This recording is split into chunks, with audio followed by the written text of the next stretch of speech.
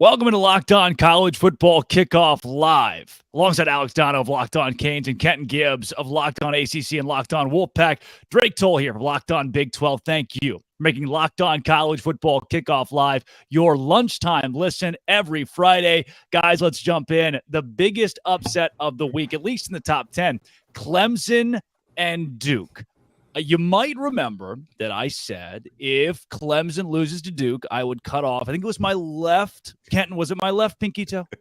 You didn't specify which pinky toe. You just said you would cut off a pinky toe. You did specify the tool, however. You said it wasn't going to be a scythe. You said it wasn't going to be a butcher's knife. It was going to be a rusty knife. Rusty knife. Kenton, a man of my word, I am down one pinky toe this week. After saying, and I don't know how many toes I'm going to, actually I do. I have 10 that I can give away this year, but I'm down one after week one. So I'm going to have to start limiting my toe talk. Clemson, Kenton, gets just mauled by Duke. Yeah. And Dabo Swinney says in response, I like what our offense did. If we do it every week, we go undefeated. I'm not sure what Dabo is on, but I will have all of it. Kenton Gibbs, Duke gets killed Duke kills Clemson. So I'll say this, first of all, a little dad joke for you all. I'm sure that your favorite country music singer now is Toby Keith. But with that being said, let's stick to the facts. That was totally uncalled for, Ken. Let's stick to the facts of this thing, though. Let's stick to the facts of this thing because I warned you that this could happen. But more importantly, I think that we need to start drug testing coaches in the NCAA. We need to stop just testing the players. It's high time that some of these coaches get in on it too. Because in what world is what their offense did acceptable? And don't get me wrong, they had over 400 yards of total offense. They won. They didn't turn over the ball a ton, but they turned it over in key moments. Phil Maffa's fumble when they're driving and looking like they can finally make this thing a game. A big-time deal. At the end of the game, that interception when the game was kind of out of hand or inconsequential was another thing, but that's indicative of the fact that all game, your passing game was out of sync. All game, you could hit nothing deep. There were no 20 yards or more air yardage plays for Clemson last week. So if you want your offense to do that, I'm sure the rest of the ACC is screaming, yes, Dabo, please give us that offense. Give us that because we've been waiting on Clemson to give us an offense like that. We have been waiting for just this moment, and it's here. Yeah, Dono, as the host of Locked On Canes, Clemson comes to you. That is October 21st. And I'm guessing after seeing this offensive performance, you are shaking based on what the Tigers are bringing to town. I never thought I'd say this, but I'm actually happy this year that Clemson is on Miami's schedule and Duke isn't. That's how I'm feeling about this. Now, as far as Dabo Swinney goes, it's not just his post-game comments, fellas. Yeah. I don't think there's any other coach right now in college football who is as disconnected from reality as Dabo Swinney. I mean, his comments after the game, his attitudes towards name, image, and likeness just go to show you that maybe he's not someone equipped to be in this era of college football. His attitudes toward recruiting as well. You know, Clemson has this policy where they don't like verbal commits to take visits to other places, and they, threaten to pull your offer if you do that. No. So you have to wonder if the game is passing Dabo by. I think he's still a fine football coach. It's just a lot of the other stuff that comes with it. And listen, right now, obviously the stock is falling for Cade Klubnik, who didn't have the sort of season debut that people expected under center for Clemson. Meanwhile, Riley Leonard now for Duke, I think he's going to become more of a household name. You see what a dual threat he is, all the rushing yards and touchdown that he put up in that game. But listen, if I try to parse through Dabo's words, obviously there are big-time execution things that you would think Clemson can clear up in the future because it was an absolute horror show in the red zone for them, right? You have 4 red zone trips where you come away with 0 points. I can see why he said this was the strangest game I've ever coached in. Like, we've lost games before, but this is the strangest one. You wouldn't expect to go 0 for 4 in the red zone, 0 points in those trips with the turnovers and the blocked field goals that they had. You don't expect that to happen again, but at the same time, despite putting up more yards, they were not the better team on the field last week. Duke was. No, and it wasn't the biggest game of the week, but I'd call it the most consequential game of the week with Clemson losing to Duke, especially the way that Clemson did. However, this week you turn the page to a loaded week 2 that is led off with Alabama hosting Texas, a top 15 matchup in Tuscaloosa, and Luke Robinson of Locked On Bama joins us here on Locked On College Football Kickoff right now.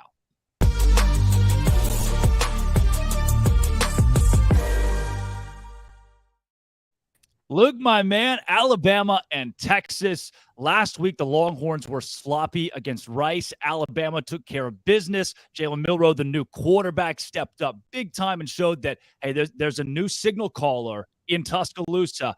How did you grade his performance, and is that good enough to beat a Longhorn team at home this week?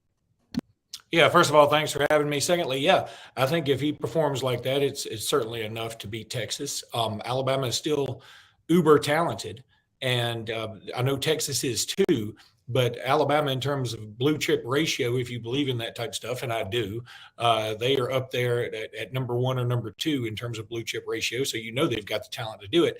I think what was so great was Jalen Milroe's command of everything.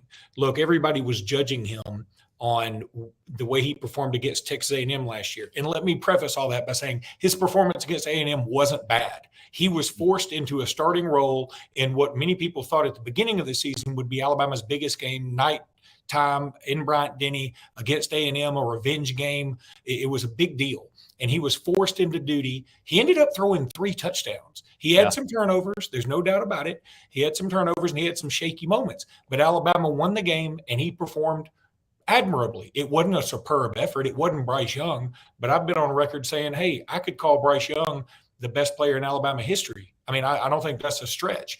Yeah. So, look, whoever followed Bryce Young is going to be a problem.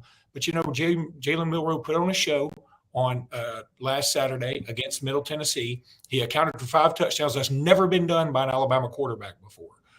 So pretty unbelievable. And, I should say 3 passing touchdowns, 2 rushing touchdowns, never been done before. Yeah. But regardless, I think that's enough to beat Texas. And the subplots here, where he was once committed to Texas. He's from Texas. Steve Sarkisian coached at Alabama. Jace McClellan is from Texas. Just the rivalry, the idea that they're coming into the league. Alabama and Texas have played for a national championship in recent years. I mean, there's just a lot to digest here. And the fact that they're going head-to-head on so many other recruits is a big deal as well. So we don't have anybody from the Longhorns coming on this episode at least. So I need you to speak for both teams right now. Bama wins if, Longhorns win if. Talk to me. I think Bama wins if they play about as well as they did against Middle Tennessee. I mean, I think if both teams play an A game, I think Alabama wins. If Alabama has a lot of turnovers, if they play like they played against Texas A&M as a whole, I'm not just picking on Jalen Milroe, I think they could easily lose this game. And look, everybody points to last year where Quinn Ewers was picking Alabama apart, and that's true. They were doing that in the first quarter. But injuries are a part of the game. I think everybody could have a what if so-and-so wouldn't hurt in whatever game. Yeah. That's a part of it. But I think Alabama wins if they play their game, if they go out there and establish the run. And look, here's what I was so encouraged about last week. That the questions I had about this Alabama team, I felt like a lot of them were answered. The quarterback play, the wide receivers, there had been a lot of rumors that they had been dropping a lot of passes in practice. They didn't have a single drop in that game. And the things that I thought I knew, the offensive line, very good. The running backs, very good. They didn't perform as well. Jalen Milroe led the team in rushing on 48 yards. That's a little odd. But I do know that those two unit rooms are better than they played. So if they step up their game just a little bit, and as long as there isn't a huge drop-off in Milroe and the receivers and the defense, I feel like Alabama's going to win this thing. Now, conversely, the way Texas is going to win this game is by blocking out all the noise. I mean, if they come in and they can force Alabama into some situations they don't want to be in, a lot of 3rd and longs, I think that Texas can win this game. That's going to be very difficult. And I'm going to tell you, as an Alabama fan, I have no problem admitting this. I mean, we got Alex here. He's from Miami. He knows what I'm about to talk about. Sometimes our home field advantage, though Nick Saban is 102-8 in Tuscaloosa, isn't the same advantage as other places. I know Miami is sort of the same way. Look, you always think about playing Miami at home, always so rough. Well, they don't usually have the same crowd unless it's a huge game. And when it is a huge game, that place gets bonkers. And that's going to be the way this is in Tuscaloosa. My co-host on Locked On Bama, Jimmy Stein, lives in Tuscaloosa, and he said the atmosphere around the campus has been bananas. And that's not typical because we're so used to winning every game in Tuscaloosa that we sort of take it for granted, but this is not going to be one of those instances. You mentioned Luke coaching matchup is one of the bigger subplots. Sark going up against Saban, and former Saban assistants are just 2-28 against Nick. In this case, it's obviously an interesting one because Sark is an offensive guy. Saban's focus is more on the defense. So, how do you think Steve Sarkisian is going to try to attack Bama's defense? Because if nothing else, he probably knows, which plays Saban doesn't like going up against in practice. Yeah, I think look, Texas needs to try and take some deep shots. I think that's the way you can really mess Alabama up a little bit. I think that you can get in their heads defensively if you can take some deep shots. The problem is with that, and this is something I learned just doing some homework this week. Quinn Ewers' longest pass, at least last year, and I think in his career at Texas, is like 49 yards. And that just seemed crazy to me. I mean, because you think of Texas, you think of them with Quinn Ewers and having Xavier Worthy and all these other superstar receivers, you think they'd be throwing 80-yard bombs every game.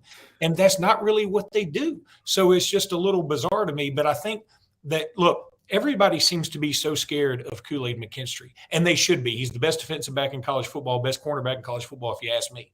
Now, but I think what you have to do is say, I'm going to go right at your best, and I'm going to see what he's got. And look, it may not work out. That may not be the best thing. But if it does work out, and if you can get ahead of Alabama by, say, 2 scores and sort of keep it that way for a while and force it where Alabama is going to have to go more into a passing game, and especially an intermediate passing game, because Jalen Milroe, 2 of his completions, he didn't have a lot of incompletions last week, but 2 of his incompletions were in that intermediate stretch, and he didn't throw a lot in that window. He either went deep or he went kind of short, or he took off with the ball. So if you can force Alabama to try and go to that intermediate passing game, I think that's huge for Texas. That's Luke Robinson of Locked On Bama. Alabama and Texas, our game of the week here on Locked On College Football Kickoff Live. Luke, thanks for joining us. I appreciate it, guys. Absolutely.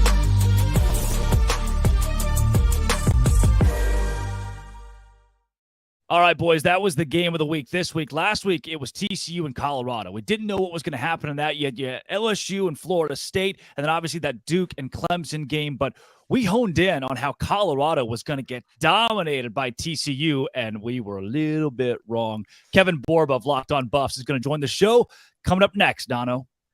Did you know that 80% of men will experience hair thinning in their lifetime? I'm very much among that 80%. It's normal, but my fate doesn't have to be your fate. You can get ahead of thinning hair with Nutrafol, my friends. Nutrafol is the #1 dermatologist-recommended hair growth supplement. It's clinically shown to improve your hair growth, visible thickness, and visible scalp coverage. Go to Nutrafol.com/men to take their hair health wellness quiz. You can identify the causes of your thinning hair, and Nutrafol will give you a personalized plan for better hair health through whole body wellness.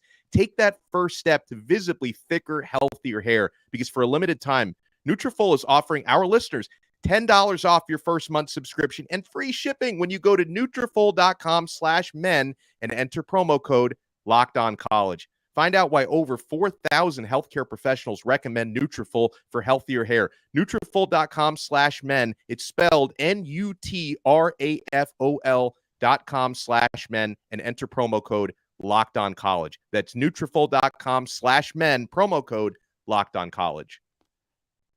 Believe it or not, 2 weeks ago, I was as bald as Dono. Dono took the hat there. I was wearing hats all the time, and then bam, Nutrafol. Look, another guy who's in that same boat, Locked On Buffs, Kevin Borba. You're going to see it. You're about to see it. He is right now with one of our biggest upsets last week. What's up? Kevin, there's the hair. Dude, Colorado, I told you, we had a lot of conversations last week. I told you this Colorado team is going to lose by 3 touchdowns. 4 touchdowns, maybe more against TCU. But what blew me away is that Deion Sanders took 70-plus curated players from the transfer, not random guys, curated players from the portal, and won. Have we entered the era of AAU in college football? as displayed on Saturday by Colorado? I'll say people will try it, but I don't know if everybody has the effect that Deion Sanders does. I think there's probably maybe 10, 15 coaches in college football that could realistically empty out the cupboard and then restock it with as much talent as he did. And I don't know if those coaches would even want to do it. I think it'd be like Kirby Smart, Nick Saban. If Dabo Swinney ever wanted to touch a transfer portal or acknowledge that it's real, maybe he could do it. But I don't think everybody could do it. I don't think it's something that applies to everybody. I know Texas State kind of did it.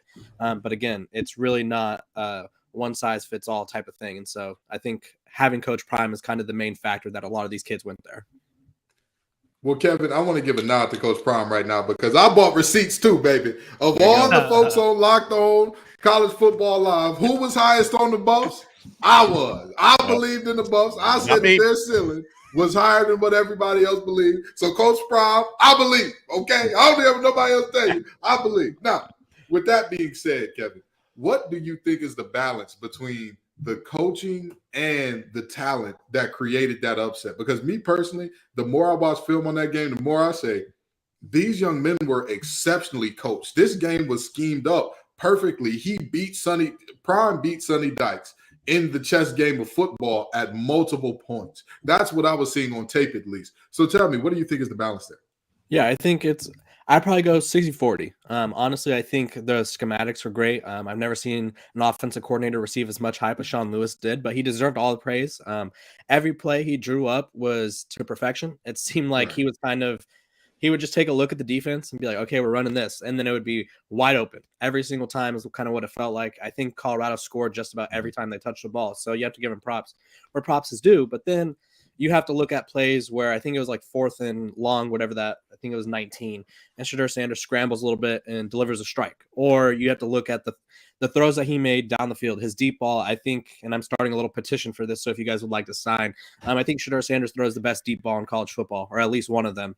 And we saw it on multiple occasions. He would hit guys down the sideline in stride. You guys had your previous guys was talking about Quinn Ewers. Quinn Ewers hasn't been able to hit the deep ball in his college career. Shedeur Sanders has already shown that he throws arguably the best deep ball in college football. So I think the coaches deserve some praise, but the players executed. You can only call things that they can execute. And so I think everybody deserves a lot of praise. Now, Kevin, unlike Kenton, I was not a believer in the Buffs last week or this season. They're now only one victory away from matching my season prediction, so I'm probably going to be eating some crow this season. So, yeah, my two thoughts watching that win over TCU, number one, how wrong I was. But then number two, I'm watching Travis Hunter, and I'm thinking, this guy could win the Heisman, right? You talk about non-quarterbacks winning the Heisman, two-way player. Hunter played 129 snaps last week. Can he keep up a pace like that through 12 games? Yeah, that was kind of my biggest question too, because I think it was somewhere in the first half. He seemed a little tired, or maybe just wasn't making the plays that he dropped a diving touchdown. Something else happened where all my friends and everybody who was watching the game as well was like, is he tired? And I was like, it kind of looks like it. But after the game, he said he could play another game that day. So I think it's just a matter of keeping him fresh at all times. I don't know if they're going to try to keep him out for all 150 snaps every single game, but why would you not? If he says he's ready to go, I think you got to trust him. I think he's a playmaker. He's a difference maker. I think the biggest play that stands out was a diving interception.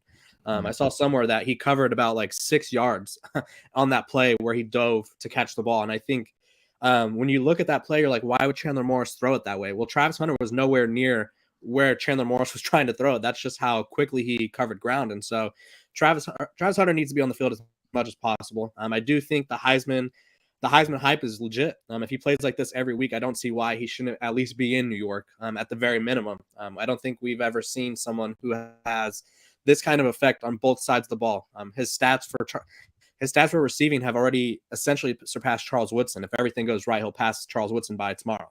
So Travis Hunter is that guy, and it's only been 13 days of college football. Yeah. So do we go with Travis Ohtani or do we go with Shohei Hunter? Which one do you prefer? That's a good one. I like Travis Ohtani. Got to get the first name in there. Gotcha. Okay. I love it. That's Kevin Borba of Locked On Buffs. Borba, thanks for joining us. Thank you.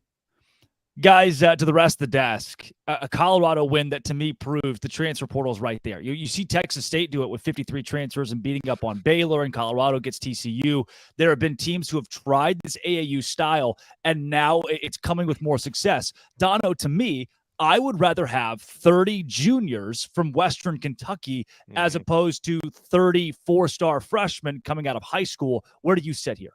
Well, I'm with you because any coach I talk to agrees with you. Experience in this game is so important. And again, Colorado just had so many. They have so many. I didn't think they'd be able to put it together as quickly as they can. That's a testament to coaching, right? I mean, Coach Prime and his staff, you've got to get everybody in sync and running in the same direction. And they clearly were able to do that throughout spring and fall. I mean, probably a lot of the guys that came in weren't even there for spring football. They added some more before fall camp. So it's a pretty impressive undertaking. But I think sometimes people undervalue the idea that if you have a team that's laden with juniors and seniors, even if they come from smaller programs, even if they come from, Jackson State, obviously a lot of guys who came over with Deion, that it's just such an advantage instead of having to rely on some 18-year-old true freshmen and redshirt freshmen to be able to have a team with more experience like that. And I think this is a great experiment. I think others are now going to try to overhaul the roster the way that Prime did and probably not find the same kind of immediate success because it is such a difficult potion and balance. But this is definitely a powerful example of how that can work in this era. Kent and I was shocked when Prime pointed out a beat reporter after the game and said, "You didn't believe in us." And there was a long pause, and he said, "You still don't believe in us." Kenton, you were the only semi-believer last week of this panel. I don't think you had Colorado going to the playoff or even putting on that kind of a show. Did they still impress you despite the expectation you had? So here's the thing. I still don't have them as a playoff team. Now that I will not go that far. I will be on there right now as saying I don't think that their defense is quite there yet. I don't think they're quite there in the trenches. But with that being said, I expected that game to be closer than what most people were saying. I expected it to be closer than 3 touchdowns. And I'll tell you this much. TCU last year lived on the edge with that. Hey, we're going to give up a ton of points, but this is a Sonny Dykes-led team, and Sonny Dykes ain't never had a problem scoring the football. That's never been a thing that you look at with a Sonny Dykes coach team and say, man, if they could just get into the end zone, they'd be great. Never. So, them putting up the performance that they did offensively and winning this game, I was a little surprising to me. But I want to touch just for a second on what y'all were talking about with the transfer portal versus the high school players. The player that scored 4 touchdowns out of the backfield for them, Dylan Edwards, a freshman out of high school.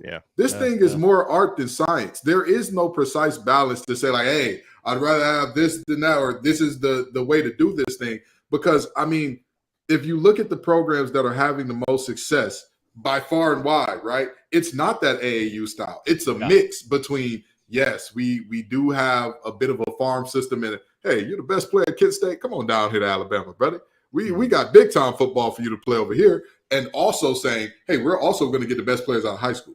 We're going to get every 5-star we want. And when we don't, if that 5-star don't pan out, brother, we'll get rid of you and go get that wide receiver from Washington State who's begging for a quarterback who can throw the 40-yarder. Let me just add in one thing also about this game, just to be fair, because, of course, the way Colorado did it, they look so flashy. And now, their home opener is going to be lit against Nebraska this weekend. So, all the narrative has been praising Deion and praising Colorado. They deserve it, okay? But on the flip side, did anyone tell Sonny Dykes you are allowed to play defense, right? Because that was one of the more ghastly displays defensively. And what got me thinking about that was Kenton hit the nail on the head when you talk about these, last year's TCU, a Sonny Dykes team, you think we're going to outscore whoever we play. Okay. Well, at some point you've got to stop somebody. And I know their defense was better last year en route to the college football playoff final. So I'm also going to be watching TCU for the rest of the season with a fine-tooth comb to see if their defense doesn't get better, because that was pretty embarrassing. Were they better last year? Were they? I'm not sure. Defensively, yeah. I think so. Gave up 34 to SMU, 31 to Kansas, 40 to Oklahoma State. Hodges Tomlinson, though, was maybe the best guy in the secondary in the country. And listen, they had pieces that were good. As a collective last year, that defense was living on a prayer. I don't want to sing because I remember last week they got on me for singing, but I was going to sing we're halfway there. But them boys were really living on the wing of the prayer in terms of defensively last year at times. So that's just my thought. I don't want to go too deep into it. Yeah, it's funny that TCU hires a guy with the last name Bryles and loses the first game with him on the sidelines. Karma is real, and it starts with Bryles. Guys, I look, playoff conversation is way too early here. It's September, but did you know only one team has made the playoff with a September loss, and no team has done it while going 0-1 in week one? Certainly not a good sign for Texas Tech. Red Raiders losing to Wyoming on the road. And for Oregon, you can't afford a loss outside of Pac-12 play when you're in a conference like the Pac-12. How will this game play out? Oregon and Texas Tech. Spencer McLaughlin of Locked On Ducks and Chris Level of Locked On Texas Tech got together to discuss.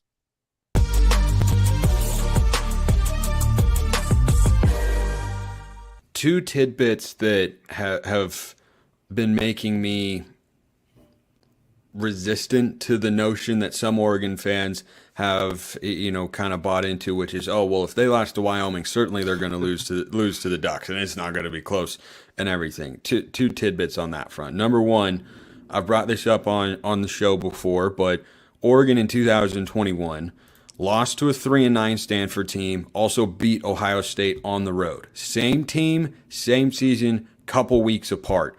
There are peaks and valleys, and the great teams have their valleys still result in wins. And maybe in the case of like a Georgia or, Alabama some years, those valleys are just less dominant wins than what they are accustomed to. That's what great teams and programs do. But no team plays their best football every week. That was not the best version of football I think that Texas Tech is going to play in 2023. And another good example is Utah.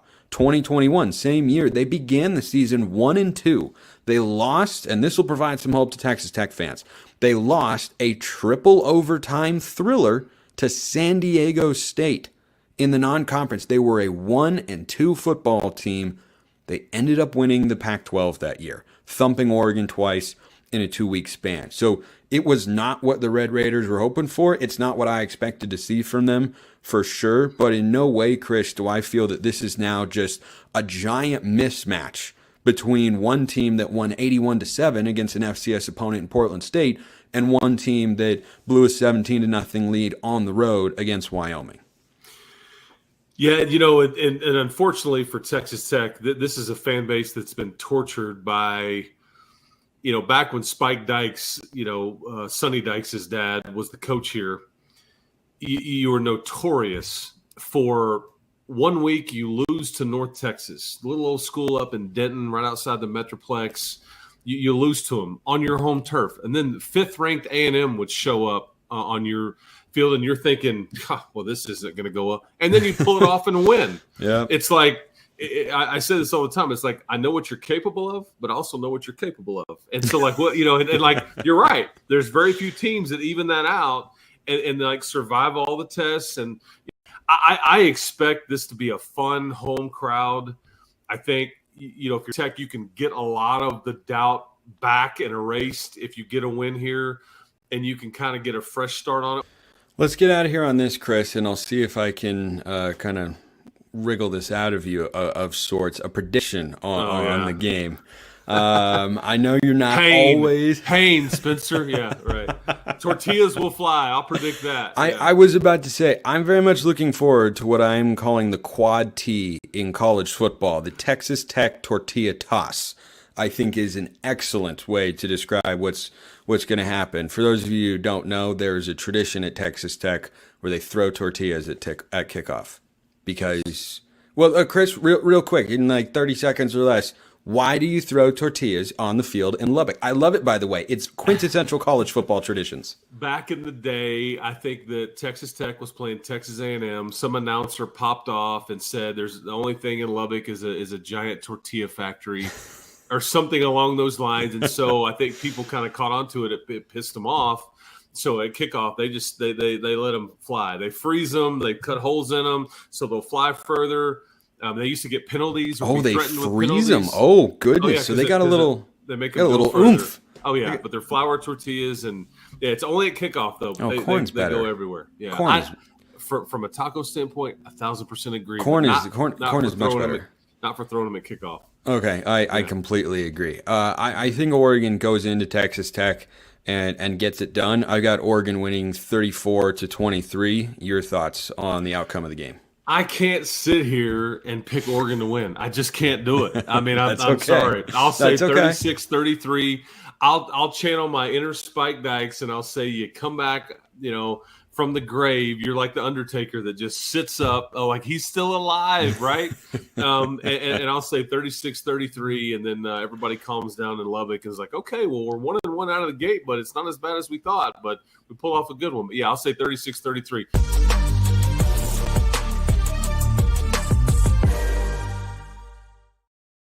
Boy, when 50% of your conversation is about tortillas, their history, and how to freeze them, you're in for an invigorating matchup this weekend. Glad that we got the insight from those two guys. And coming up, we've got Conference Confidential, where we'll take you all across the country to find out which games are the biggest. And stick around for Sell Me Why right here on College Football Kickoff Live, Dono. Buying last-minute tickets to sporting events should not be stressful. Folks, I've been buying tickets day of events at Game Time. Flash deals and last-minute tickets, they've got the best ones at Game Time. Easy to find and buy tickets for every kind of event in your area. That includes concerts. I'm taking my son to Disney on Ice tomorrow. Got my tickets at Game Time. Forget planning months in advance. Game Time has deals on tickets right up to the day of. Get those exclusive flash deals, and the Game Time guarantee means you'll always get the best price. If you find tickets in the same section and row for less, Game Time will credit you 110% of that difference. So download the Game Time app, create an account, and use code LOCKEDONCollege for $20 off your first purchase. Terms apply. Again, create an account and redeem code LOCKEDONCollege for $20 off. Download Game Time today. Last-minute tickets, lowest price, guaranteed. Dono, I had no idea you were taking Dabo Swinney to Disney on Ice this weekend. There are so many games around the nation that stand out in week 2, folks. Let's get some more insight into the biggest games from our biggest conferences in this week's Conference Confidential. We start with Craig Sheeman of Locked On Big Ten. There are 14 Big Ten games on the slate this weekend, and none bigger than Matt Rule and the Nebraska Cornhuskers going into Boulder, Colorado to take on Coach Prime Deion Sanders and the Colorado Buffaloes, who shocked the college football world last weekend by going into TCU and winning 45-42. Nebraska's coming off yet another one-score loss, this time to Minnesota, 13-10. Here's the deal. I think Nebraska's defense is much better than TCU's.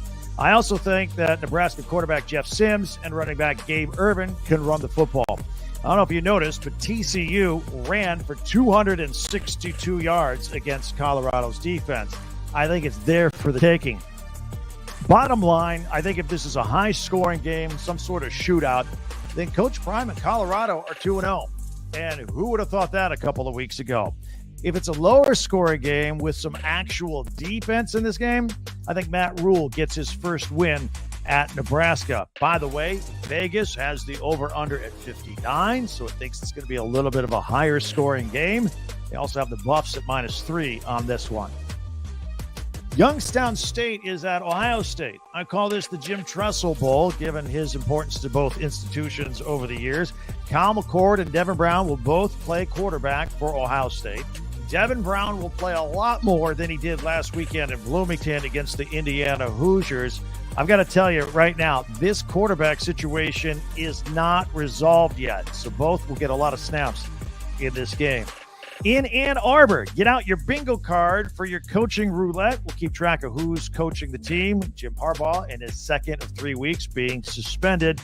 Of course, last week against East Carolina, defensive coordinator Jesse Minter held down the fort. This week against UNLV, special teams coordinator Jay Harbaugh will handle the first half. Meanwhile, running backs coach Mike Hart will be the head coach in the second half. Got it? Got it. And finally, let's not overlook the Cy-Hawk Trophy as Iowa takes on Iowa State for the 70th time in this rivalry. Going to be a great weekend. Can't wait. Enjoy the games. I'm Craig Sheeman for Locked On Big Ten.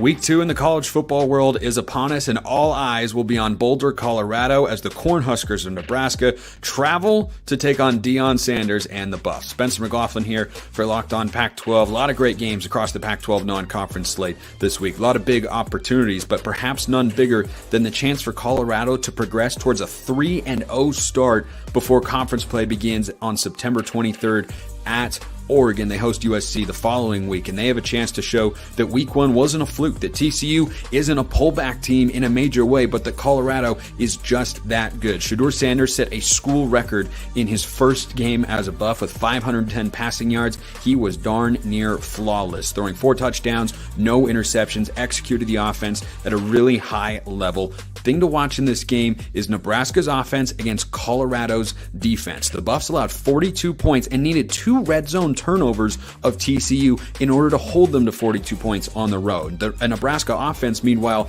that managed just 10 points against Minnesota in week 1. Is a weakened Buffs defense going to be exploitable for what appears to be a weak Nebraska offense? Or is the Buffs defense going to make strides from last week, their offense perform at a high level, and they end up winning the game? It's going to be a thriller either way. The home opener for Coach Prime was always going to have a lot of interest and hype and intrigue, and somehow with that week 1 win at then 17th ranked TCU, Colorado has upped the ante on how excited and interested we all are to watch the Buffs play in front of their home fans at Folsom Field this weekend. Don't sleep on other games across the Pac-12 like Auburn and Cal, Oregon, Texas Tech, Utah, Baylor, and how about Arizona State?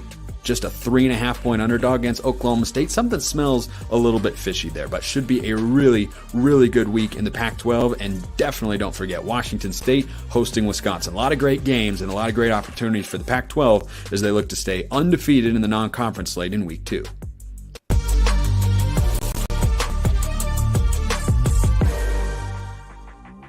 Dave Schultz with your Week 2 Sunbelt preview.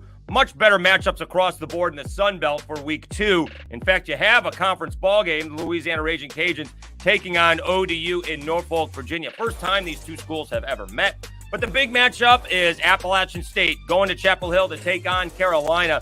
This is a rematch in last year's crazy ball game, 63-61 Tar Heels. But App State scores 40 points in the fourth quarter to fall short in overtime. But that leads to the victory over an A&M, which leads to game day in lovely Boone, North Carolina, which leads to a Hail Mary victory over Troy.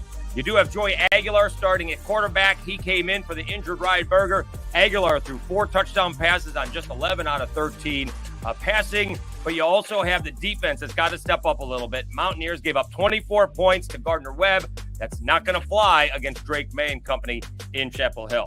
Sunbelt teams playing 3 other Power 5 schools this week. You do have James Madison going to Charlottesville. Virginia hosting their first ball game since the tragedy last year. And it's James Madison's first trip to Virginia in 40 years.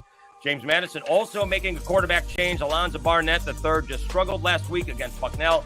Senior transfer Jordan McLeod, he came in and he righted the ship as the Dukes beat Bucknell 38-3. You got Troy going up against Kansas State, and the Trojans, the defending Sunbelt champions, they struggled, giving up 30 points to Stephen F. Austin. They're going to have to do a much better job to shock the Wildcats. And then you got Southern Miss. Poor Golden Eagles, or look at it as a great opportunity. They get to go to Tallahassee to take on Florida State. The Seminoles destroying LSU in the second half. And can the Golden Eagles and the Fighting Will Halls pull off a shocker? The other big ball game in the Sun Belt, you got Texas State. The Bobcats upsetting Baylor. They're going into UTSA to take on the Roadrunners. If Texas State beats UTSA, do they start 4-0? They got Jackson State and Nevada coming up. My goodness, G.J. Kinney is shocking the Sun Belt immediately. That's your Week 2 preview in the Sun Belt. I'm Dave Schultz. Enjoy the Sun Belt football.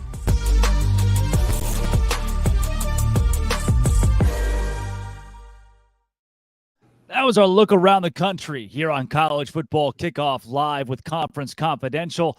Now, guys, it's time for Sell Me Why. 5 or 6 games where we're going to tell you, we can help sell some of these on why the spread is where it is and who's going to cover. We start with Ole Miss -6.5. Everybody wants to see the SEC go down to a G5 opponent on the road. That is the consensus amongst other conferences in college football. But I just don't think it's going to happen. Hi, I'm Stephen Willis from the Locked On Ole Miss podcast, and you are looking at an Ole Miss offense that is operating at maximum efficiency. Willie Fritz and the Tulane Green Wave are going to have to perform at an extremely high level to keep Ole Miss off the board. This is a game that, even as good as Tulane is defensively, could see Ole Miss scoring 40 or 50 points. And with the line being as small as it is, I don't think that Tulane's offense is going to be able to match it.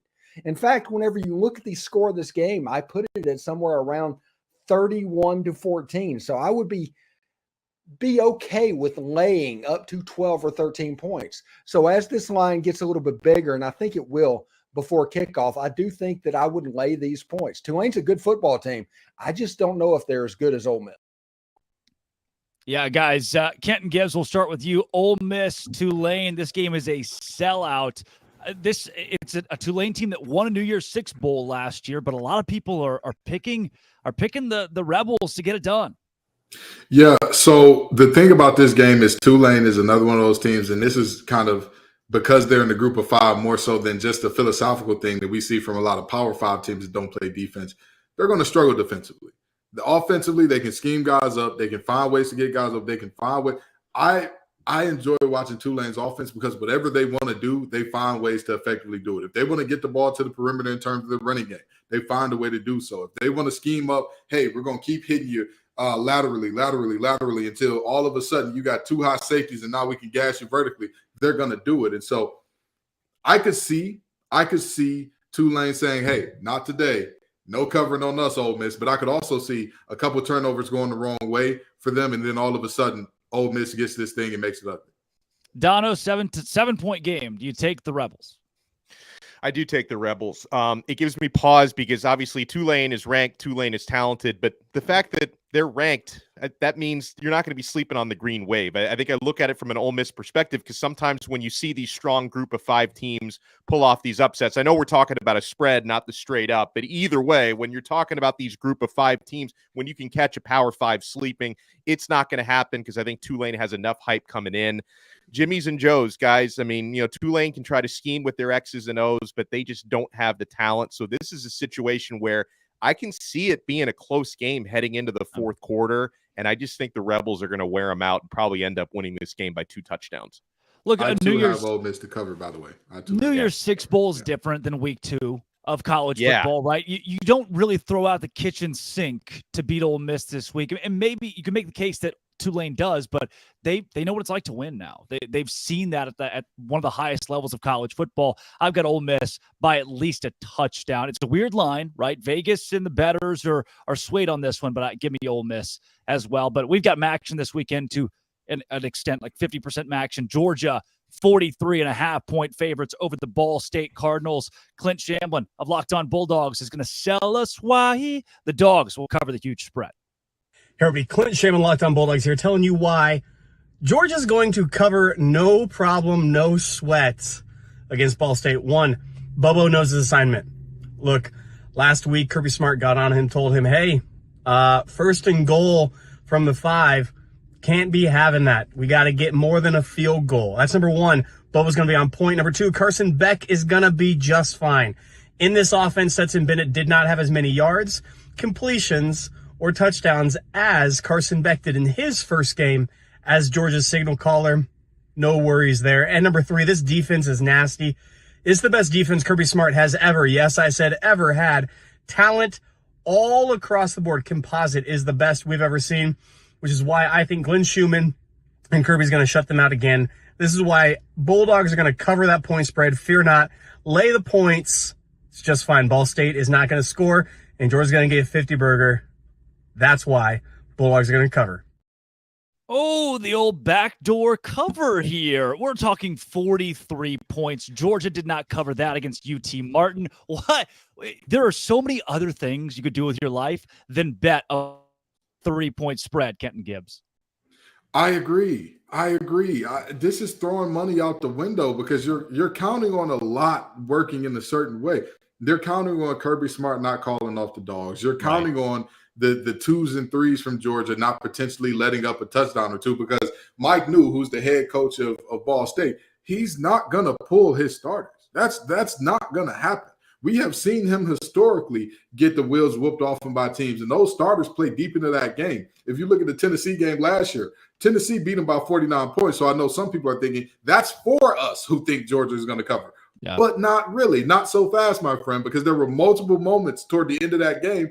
Tennessee just kind of lucked into some moment, or not lucked into, but things went their certain way in terms of their 2s and 3s getting pick 6s and whatnot. That was like, oh, well, this is how these things go. I'm never comfortable with a line above 40, just being completely honest. I'm never comfortable with that. So I'll get Ball State saying, not so fast, my friend. No soup for you, no cover for Georgia. I like it. Now, this next one here, we're going to go to the ACC, Kenton's ACC, as the Notre Dame Fighting Irish are 7-point favorites over the NC State Wolfpack. We've got Trevor Wojak of Locked On Irish to sell you why the Irish will cover. Hey, college football fans. I'm Tyler Wojak, the host of Locked On Irish for the Locked On Podcast Network. Today, I'm here to tell you why Notre Dame is going to cover the 7.5-point spread on the road against the NC State Wolfpack.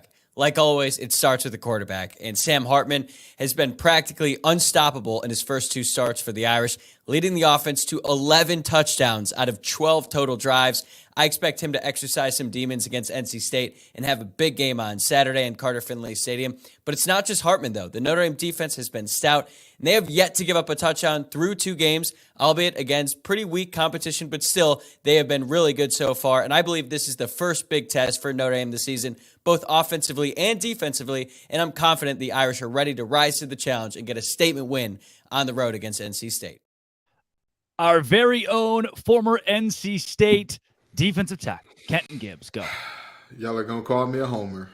People are going to call me everything but a good Christian. They're going to say that I'm imploring people to give away money. But here's the deal. The Wolfpack and the Golden Domers have played 3 times, and Notre Dame has never won a game outright outside of South Bend. And by the way, those 3 games weren't 100 years ago. The most recent one was in 2017. They lost in 2016 when a hurricane was coming through Raleigh. NC State wins 10-3. Guess what? There's supposed to be another hurricane that is on the brink.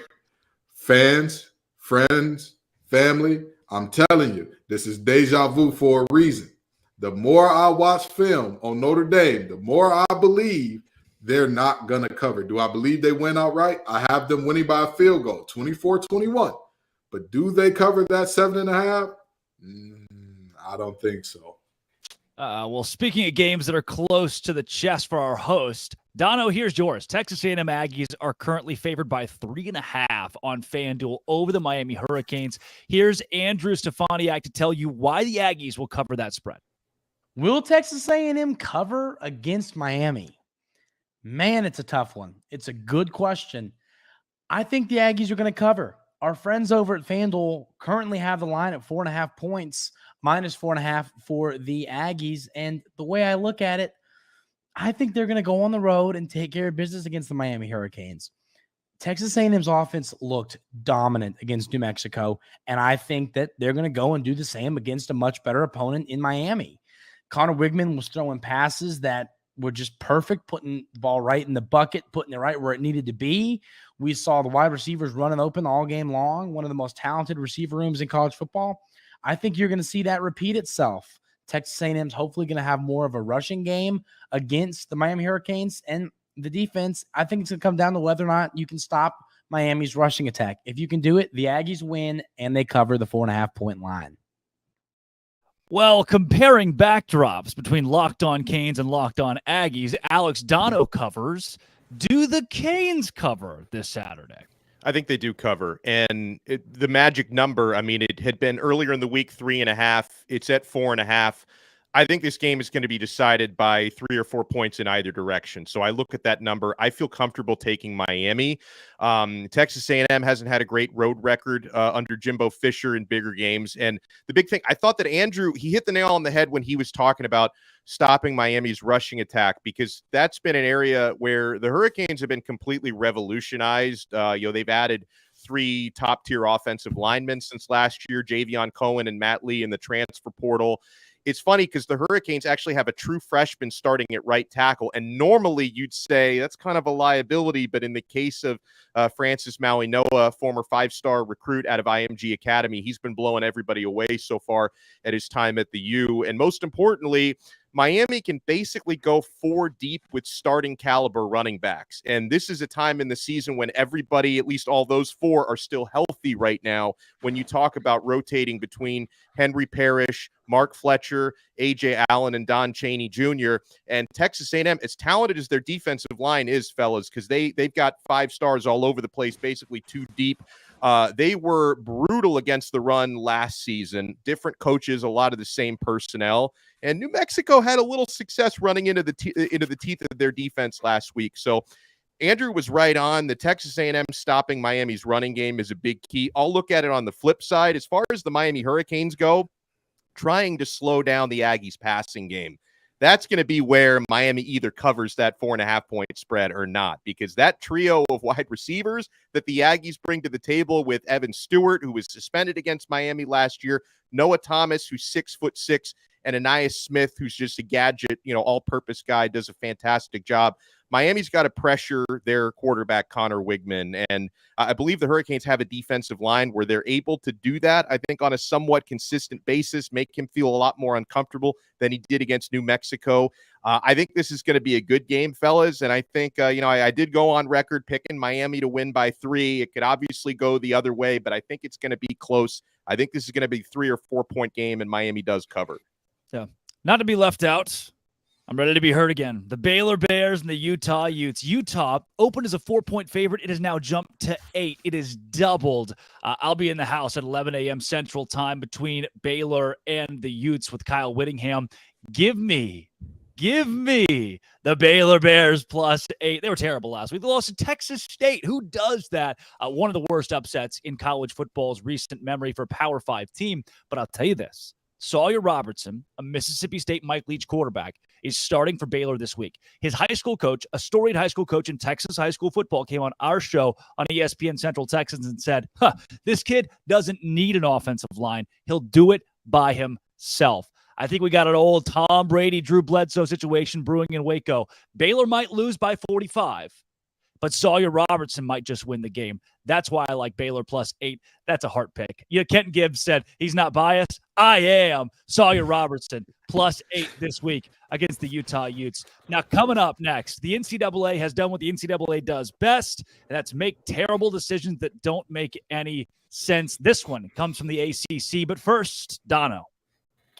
My friends, hair thinning does not have to be your future. Your fate doesn't have to be mine, guys. If you're tired of weakening or thinning hair, do you want to reach your full hair potential? Leading hair growth supplement Nutrafol helps improve your hair growth, visible thickness, and visible scalp coverage as well. Nutrafol is the #1 dermatologist recommended hair growth supplement, and it's clinically shown to improve your hair growth, visible thickness, and visible scalp coverage. Take the first step to visibly thicker hair and healthier hair. For a limited time, Nutrafol is offering our listeners $10 off your first month subscription and free shipping when you go to Nutrafol.com/men and enter the promo code LOCKEDONCollege. And you'll find out why over 4,000 healthcare professionals recommend Nutrafol for healthier hair. Nutrafol.com/men, spelled Nutrafol.com/men. Enter promo code LOCKEDONCollege. That's Nutrafol.com/men, promo code LOCKEDONCollege.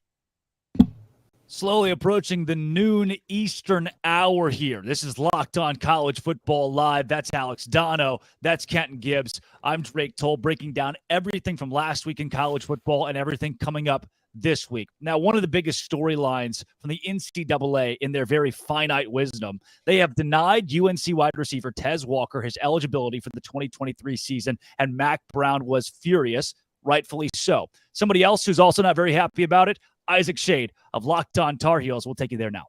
Breaking news. The committee reviewing UNC wide receiver Tez Walker's case has voted to deny the reinstatement of his eligibility, meaning that Tez Walker will not play for North Carolina this season. This comes a day after the NCAA's tone-deaf tweet about supporting student athletes in their mental health. A biting statement coming out from head coach Mac Brown. Quote, I don't know that I've ever been more disappointed in a person, a group of people, or an institution than I am with the NCAA right now. Plain and simple, the NCAA has failed Tez and his family, and I've lost all faith in its ability to lead and govern our sport. In a quote from AD Bubba Cunningham, this decision undermines the fair treatment of student athletes and further erodes the public's confidence in our national governing body. So what's next? Will we see legal action? Will Carolina accept this news and move on? We'll find out. But on Saturday, the Tar Heels host App State and will do so without Tez Walker. Yeah, nothing shocking from the NCAA here, guys. This is something that's been an ongoing problem. One thing that I like to mention, there was a tweet from the Baylor football account, who, again, I try to support, that said, starting year 7, one of their defensive guys starting year 7 in what you got 25-year-old players who have gone to 2 or 3 different schools that are eligible to play for different teams, but Tez Walker can't play for UNC. Kenton Gibbs, not shocking, still abysmal. Yeah, again, the old meme, disappointed, but not surprised, right? Yep. I mean, the reality is there are times where, especially with the NCAA, where the process, procedure, the way that rules are written and followed to the T are, they don't run concurrent with common sense. Yes, it does not make sense that guys are allowed to play 7, 8 years, whatever the case may be. However, by the lay of the law, by the rule of the law, they got a couple of hardship waivers for whatever reason in terms of injuries or whatever the case may be. Yeah. And they got a COVID year maybe, which we're seeing the back end of guys with COVID years. That's finally starting to wane off a little bit, but we're seeing that as well. And then you combine that in with the fact that they're graduate transfers. Graduate transfers have an entirely different ball game in terms of where they can and can't go and how they can move than undergrad transfers. But in this Tez Walker situation in particular, the thing that I find so important about this, so disgusting about this, is the fact that his first transfer was away from a school that didn't have football that year. No, he committed to North Carolina Central out of high school. Yep. They canceled their season because of COVID. That should have been reason enough to say, hey, this doesn't count as his one free transfer. It shouldn't be, well, his grandmother is sick and that's why. No. Even if we're going by the law of the land here, if that team did not participate in football when he came, why would he stay? With all due respect to NC State, I got my degree from there without having financial hardship. I just gave him 3 attendance, more than most people ever will, but that's another story for another time. The reality is very simple. Without football, I wouldn't have been in Raleigh. If when I got down here, they said, hey, Ken, COVID is happening and we're not going to be playing football. Oh, okay, y'all be real. Y'all stay easy. I'm not going. I'm in the words of Magic Johnson, I ain't going to be here. Okay, No. That would have been me. So I think that it's flatly preposterous to look at that situation, look at this young man and say, hey, that still counts as one of your transfers. That's nonsensical to me. Donna, we're in an era, too, where anybody can transfer for anything. I don't know why we're picking and choosing these things where Colorado's got 73 players. The NCAA says nothing, does nothing, which I think is the right call. I mean, if these kids want to transfer somewhere else, it's whatever. In an age where NIL is so popular, where the parity in college football, to me, is getting better outside the top 10, which, again, conversation for another time, but everybody outside of that top 5 or 10 is beating up on one another. And now we're picking the most random little battles, the best kids, and saying, hey, no, we don't think you should play. The inconsistency is the first thing that really drives me crazy. I don't know if they have like different arbitrators that all look at different cases, and maybe it's like which umpire you get at a baseball game, right? The strike zone is bigger or smaller depending on who it is reviewing your case. But, to deny a young man, and Kenton was so right to describe the first-time transfer was because the football program was canceled, and the second-time transfer is to be closer to a sick family member, closer to home. It's like, how do you look at that and deny it? And I'm with you, Drake, like the Colorado thing, it doesn't upset me, but at the same time, the inconsistency does, where you basically allow an entire roster to be built off transfers who are allowed to play immediately. And then you decide to deny a young man a waiver under these circumstances. It's crazy. The other part about it that bothers me is it's very obvious the NCAA, they're trying to flex what little power they have. Because they're losing control of their own sport, of their own Bingo. athletic landscape, right? Where, they hate not having really any control over name, image, and likeness, which takes a lot of control away from their recruiting rules.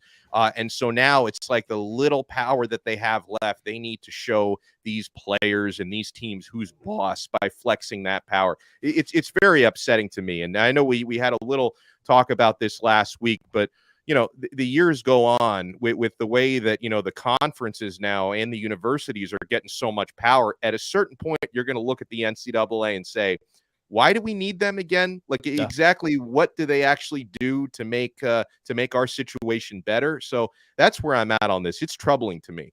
Yeah. And we could sit and have this conversation for a half hour, Kenton, but nothing's going to happen. This is not going to change. And there are two things that I want to talk about real quick before we got to move on from this. Number one, the NCAA doesn't realize this, but decisions like this are driving toward that singularity thing that Chip Kelly was talking about, where football is a separate entity altogether. Yeah. We are looking at a multi-billion-dollar business. Yep. And you're regulating where some of the stars can and can't go, when they can and can't play. I'm going to tell you this. In these great United States of America, in the mainland and in Hawaii and Alaska, if it's enough money behind it, it will find a way. They say life finds a way. Well, money finds a way in America, baby. And there's too much money in this thing for the NCAA to continue making these rules arbitrarily. And second of all, I'm going to say this, and this is the NC State and me talking a little bit, and I'm going to be 100% honest about that. It is not right the way that this has garnered not only national, but the way that this has been treated locally. The way that we have the governor writing letters to the NCAA, the way that it's one of the biggest stories that's leading the sports block on the Central North Carolina news stations and all that. Where was this energy for the other players in the state who had similar situations? When Chandler Zavala of NC State was told that he wasn't going to be able to play, and he had only played 3 games and got hurt and didn't get an injury waiver, which literally the injury waiver says if you play less than 16 quarters of football. Now, maybe it's just me. The 3 games that he did play, none of them went into overtime. We didn't get free football. So I don't understand how 4 times 3 became over 16. The governor didn't write a letter for him, but he did for Tez Walker, who went to his alma mater. I didn't see WRAL breathing down people's necks to talk about that. I didn't see none of the news stations, ABC 11, WTV, I can't remember the other one, WNCN. Nobody was here talking about that. Cam Hayes going to ECU. Nobody's talking about that. Cam Woods going to NC State. Nobody's talking about that. And those players are in very similar situations where they're not going to get waivers either, most likely. And for whatever reason, Tez Walker seems to be the spark plug that has got everybody around the nation swept up and wrapped up in it. Things that make you go, Yeah, he can't be the only one at this point. Exactly. They're so, and you mentioned it in the very state. But look, while they're not covering, Locked On College Football Kickoff Live is covering it. And Kenton, you mentioned this is you and Dono both a multi-billion-dollar industry that we're talking about now. And one of the biggest brands in that, the Texas Longhorns. One of the other biggest brands in that, the Alabama Crimson Tide, and they're taking on one another in Tuscaloosa this week. We heard the Bama side, but apparently this isn't your dad's Nick Saban. It's not the Crimson Tide we're used to. Let's get the other side of this game.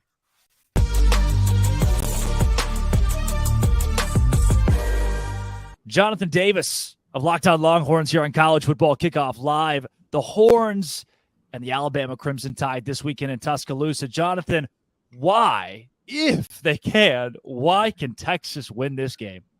Because I think you're going into Tuscaloosa with a team that can match the talent level of the team you're playing, the Alabama Crimson Tide. And I think Steve Sarkisian said it perfectly in his media availability. You have to go in there and beat the 2023 Alabama Crimson Tide, right? You're not playing the Alabama Crimson Tide of the last 17 years, or the Nick Saban of the last 17 years, all of those coordinators and all of those players that have made, Alabama the class of college football. And I think when you look at this team, they're strong in the trenches. Obviously the offensive line didn't look great against Rice, but, they certainly have the talent to go into Alabama and, play really good football on the outside. They have a ton of weapons at, wide receiver and tight end. They have a really good running back room, and that defense, although the offense didn't look great against Rice, the defense looked ferocious. So I think you have a ton of talent on this Texas football team. You have a great coaching staff, and you have a team that's eager to win a big game like this and put themselves back on the map as a program. And so that's why they can go into Tuscaloosa and get the win, because they have a ton of talent and a team that's hungry and ready to put themselves back with the blue bloods at the top of college football. Jonathan, reluctantly, as the host of Locked On Big 12, which you are leaving, we will not be fraternizing for very long. I sadly do have the Texas Longhorns beating Alabama, the gut feeling there. But my problem with this is the Texas offensive line, which was supposed to be so big and bad this year, was pretty meek and mild against Rice. And Quinn Ewers of 2023 looks a lot like Quinn Ewers of 2022, who just wasn't great. He was okay. Am I right there? Yeah, no, I think you saw some of the same things that I saw when I watched the tape.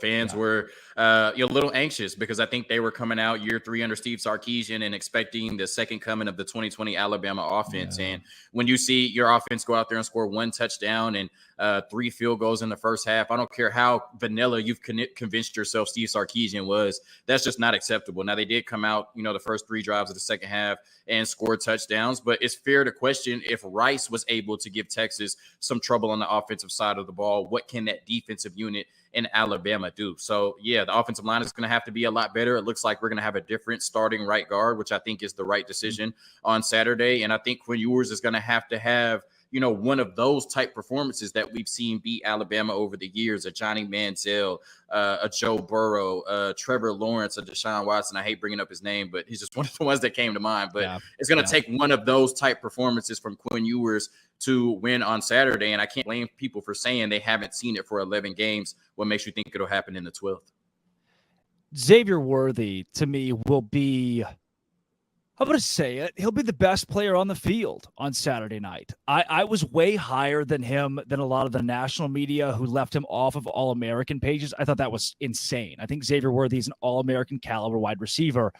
Does it take a 2-touchdown, 100-yard performance from him, something spectacular from him or somebody else on the offense for Texas to win?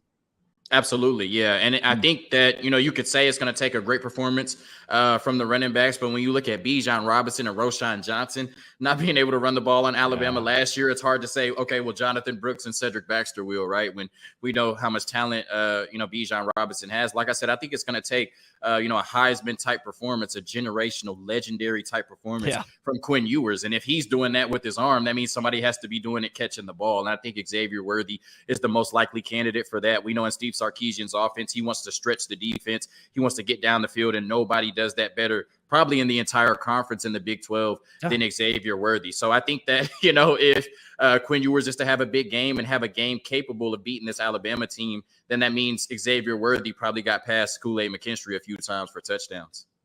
What does a win in this game on Saturday mean for the University of Texas? Yeah, I think, I said this on an episode with our Locked On SEC host and our Locked On Bama host. A lot of people in that building looking for validation, right? I think Steve Sarkisian, we know what he is as an offensive play caller and play designer, but he's kind of close to 500 as a head coach, 14-12 at the University of Texas. I think this would be his signature win. We talked about Quinn Ewers a little bit off the record, right? I think, 12 games later, we're still waiting to see what we saw at South Lake Carroll. We're still waiting for him to live up to the hype. This could be that validation for him. And for a team that is in the blue bloods, a team that you can't tell the story of college football without. The last 10 years, they have not lived up to expectations. The last 10 years, they have been the laughingstock of college football. This would validate them as being back on their way, at least, to being one of the top programs in the sport. So a lot of people in Austin, Texas, looking for validation on Saturday. And if they win, I think a lot of them will get it. You did say the word back. You slipped it in there. You put some other words around it, but I did hear the word back somewhere in your response for Texas winning this game. Jonathan, when it comes to that conversation of Texas, Texas is back if they beat Alabama. This is the best team on the UT schedule all year. That's not an argument. If the Longhorns win this game, it's at 12-0 or bust. No, I don't think if the Longhorns win this game, it's 12-0 or bust. I think you came into the season saying that you needed to win a Big 12 championship and at least compete for the college football playoff. I think, whether you win or lose this game, that goal is still in reach. And, it's hard, when you're going out there and, teams are competing against you. It's a competition and they're trying to win as well. So I'm not going to sit here and say because they beat Alabama, they should go out there and win 10 straight games, but as long as they get to the Big 12 championship game and win it, or at least put together a very good effort, then I think that's the goal at the end of the season, regardless of what happens on Saturday. You don't want to go out there and, start smelling yourself if you beat Bama, right? Because what we've seen from Texas is the type of team that'll beat Bama and then lose to that Baylor product we saw against Texas State 2 weeks after. Jonathan, final score prediction. My final score prediction, 27-21. The Alabama Crimson Tide, unfortunately, for my Texas fans listening. I just think both teams are very evenly matched, but I think we're on the road in front of 100,000 people. And we talked about those offensive inconsistencies against Rice. It could be Sark holding back the play calling, but I think I saw a little bit more than that on the tape. Offensive line, a little shaky. Quinn Ewers not doing well adjusting to the pressure, and he's going to face a ton of it on Saturday night. And I think Jalen Milroe will struggle a little bit on Alabama's side, but he has that superpower of being able to take off for 40, 50 yards whenever he wants and score a touchdown. And I think that'll be the difference. So I think Alabama wins the battle in the trenches. I think Jalen Milroe makes a few more splash plays, and Alabama wins 27-21 on Saturday night. Unfortunately. Take the Horns +7. That's Jonathan Davis, Locked On Longhorns. Yes, sir. Hook 'em.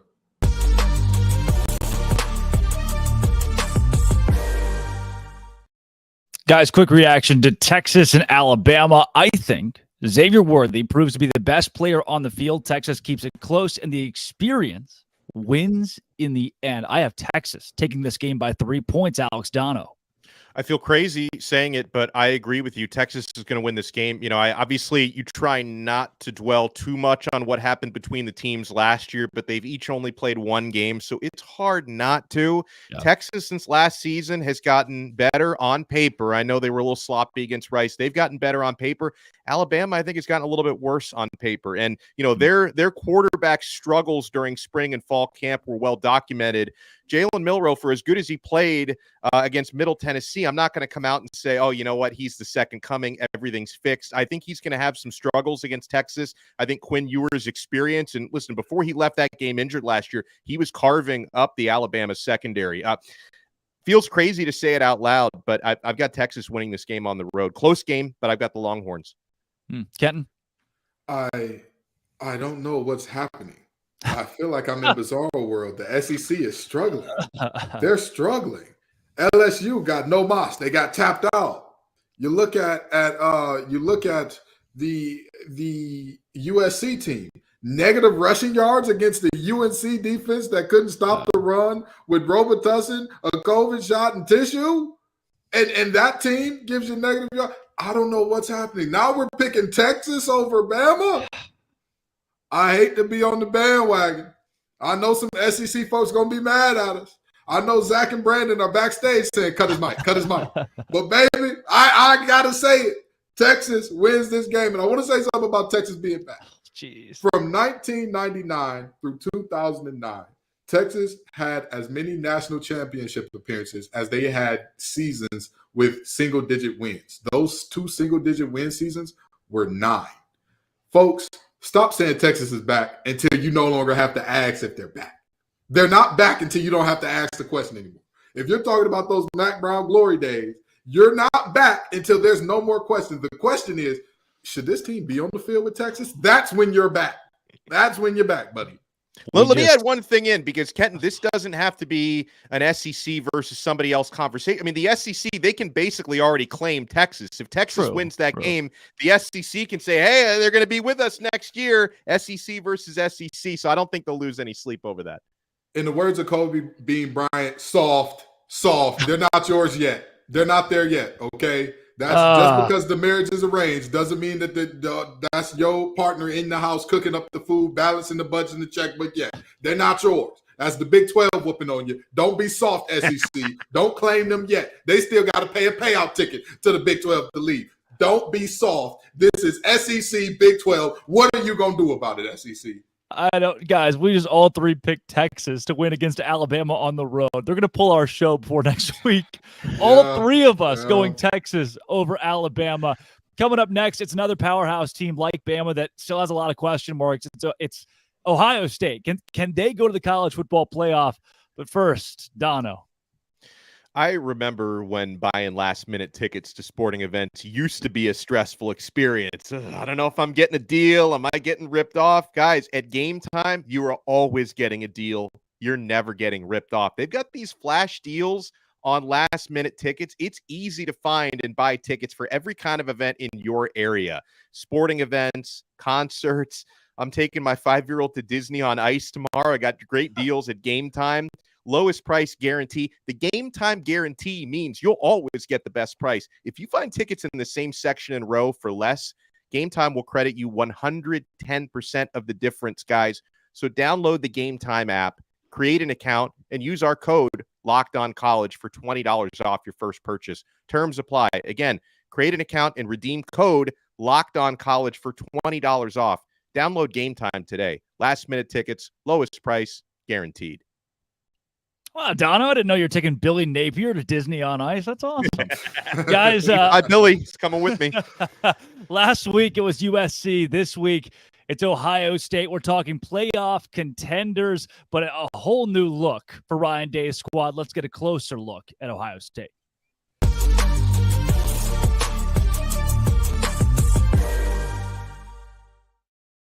Jay Stevens of Locked On Buckeyes here on the College Football Kickoff live every Friday. Jay, let's talk Ohio State and the playoff chances for a team that played in a football game on Saturday, 23-3 against Indiana. Interesting we're having this conversation just a couple of days removed from whatever that was. Yeah, it's weird, man. That game there, I was there, and I am still kind of baffled by what we saw from Ryan Day. The offense expected a little bit more, expected them to not be conservative. Offensively, my expectations were higher to see better play from them than what we got. However, on defense, buddy, you hold any opponent to only 3 points. I don't care if it's a Big Ten opponent, FCS, it don't matter. You're doing something right, especially when the opposition is running a triple option, which you really didn't spend much time practicing that week leading up to the game. Got to give it to the defense because they really showed up and played Buckeye football like we expected them to.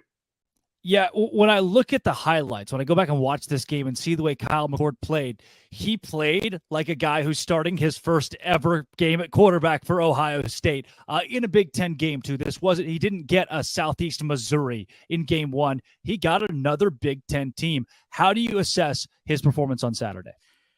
Looks like a guy that's starting. Now, he wasn't his first start. He started, I think, a year ago or 2 years ago against Akron, but his first Big Ten start, which is also on the road. So it's like context is one thing. Akron's one opponent, a G5 school. Indiana's a Power 5 Big Ten school. It's still on the road. So, like, it's still tough. It's very, very tough, especially with the way Indiana's defense played. Their front seven played a whole lot better than expected. Number 44, Casey, and some other guys, Moore, number 20. They were making plays all day, making things hard for the Buckeyes offense. McCord looked like somebody who really kind of making his first start or first Big Ten start. Yeah. But there are ways for McCord to get better, like easy ways. I'm not talking about like, hey, bro, like you need to try to do a better job of working through your progression. Like, yes, that's a thing as a quarterback. But I think some of the throws that he missed that were either low or high or just outside of the outstretched arms of a receiver, those things can be fixed. We would have a different view on McCord's performance if he had some of those throws that were off, one to Fleming over the middle, one to Harrison Jr. that got called back due to Harrison Jr. stepping out of bounds. If those two throws are completions, we're looking at McCord's performance a whole lot different than we are now. The numbers are one thing.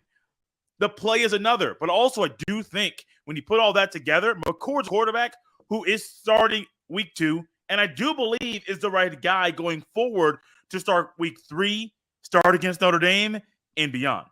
Jay Stevens is not falling for the overreaction Monday that everybody get. Backup quarterback's always the most popular guy in town after week 1, Jay. But this Ohio State team, Ryan Day, if they're going to make the college football playoff again this season, what has to go right? And is this a playoff caliber roster? Roster, yes. I think it's easily a playoff caliber roster. I don't think there's any question about that or any doubt in my mind that this roster is a playoff caliber roster. I think a lot of things have to look at the offense. That was not the conversation most people were having going into the season, but listeners of Locked On Buckeyes realized that the defense I thought would be okay. Offensively, new quarterback, what's the running back rotation? And even in week 2, I know what I think it should be. I don't know if the coaches have it set in stone what it will be Saturday against Youngstown State. Receivers, you got to get those guys involved. 3 of your 5 starting offensive linemen, they're new. You're going to have some growing pains early in the season. We saw those week 1. And so I do think for the Buckeyes to make the playoff once again, a lot of questions are on the defense. The offense. Defensively, I think they'll be fine. I think they'll be one of the surprising units in the Big Ten, maybe in the entire country. with how fundamentally sound they are week in and week out. But a lot of it goes to how quickly do you get things fixed with quarterback? How quickly does the offense get and stop playing conservative football? Do you beat Notre Dame? If you don't beat Notre Dame, your chances of going to the playoff go down drastically because you got Penn State at home. That week after, I do believe it's Wisconsin on the road. You got Michigan on the road in Ann Arbor. You got a Maryland team, and their defense is playing better than advertised. The Buckeye schedule, it's not the easiest this year. Look at the offense. The Buckeyes want to get to the playoff. That offense has to play better. So, Jay, what you just pitched me is this schedule is really tough when it comes to trying to win enough games, the right games, to make college football playoff. Because, look, if you beat everybody else but lose to Maryland, you're still in. You still got a shot at this thing. So where do you stand right now? Does Ohio State make the college football playoff in 2023? Woo! Before the season, I said yes, and I don't think I've seen enough ball to change my mind. I do think the Buckeyes make the playoff this year. I just think this roster is too talented, and I do think over the next few weeks, I say few, I do think you're going to see something special from Ohio State against Notre Dame. And I don't know exactly why I think that, because based off one game, I don't have a reason to think that. But my gut tells me the offense will not be a well-oiled machine, but will be a whole lot better. The running backs will be a whole lot better. They'll start targeting the two receivers that are future potential first-round picks. So I do think by Notre Dame week, the game plan is going to be tweaked drastically. The defense will play a whole lot better. The rotations will get tighter for that game, because in that game in South Bend, if you win that game on the road, night game on NBC, you're telling the world, hey, we know what happened week 1. We know we got 2 lesser opponents week 2 and week 3, but this is Buckeye football. And Buckeye football shows up on the road and wins big games. So, yeah, I still have them in the playoff. That can change over the next few weeks, but I have not seen enough ball to change my prediction. Yeah, you're seeing a team grow up in real time here, Jay. And a lot of these playoff hopefuls, Georgia, another, need progression over the course of the season. We'll see if Ohio State can keep up with it. Jay, thanks for joining College Football Kickoff Live. No problem.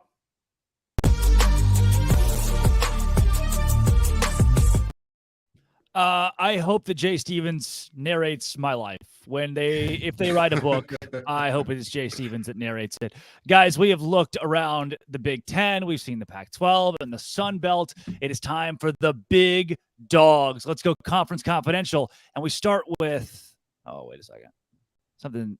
There's a weird little thing in the script here. It says knock, knock.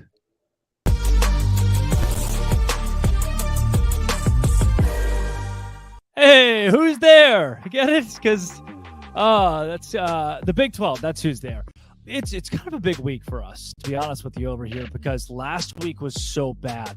If you're in the Big 12 and you have TCU embarrassed, Texas Tech embarrassed, Baylor embarrassed, West Virginia embarrassed, you're going to need some kind of momentum this week. Luckily, you get it with Texas and Alabama. Two sides to this coin. On the one side, Big 12. I hope Texas wins.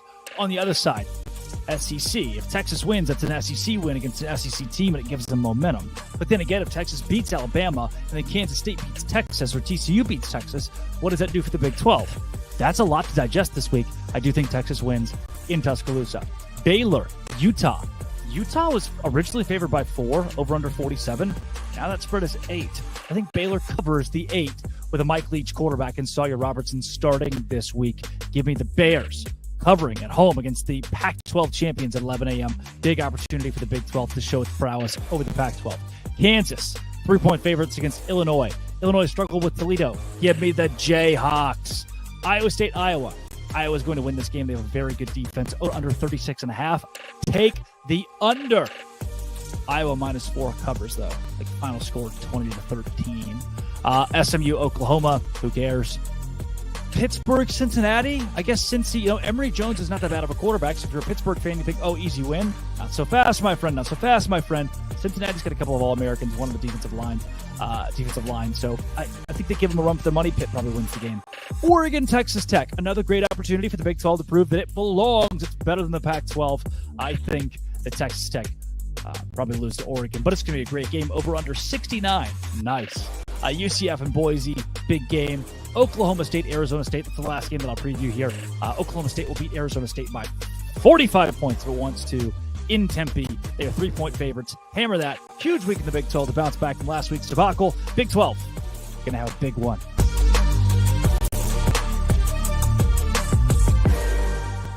What's happening, everybody? Chris Gordy here from Locked On SEC. We got some big non-conference games in week 2 for the SEC.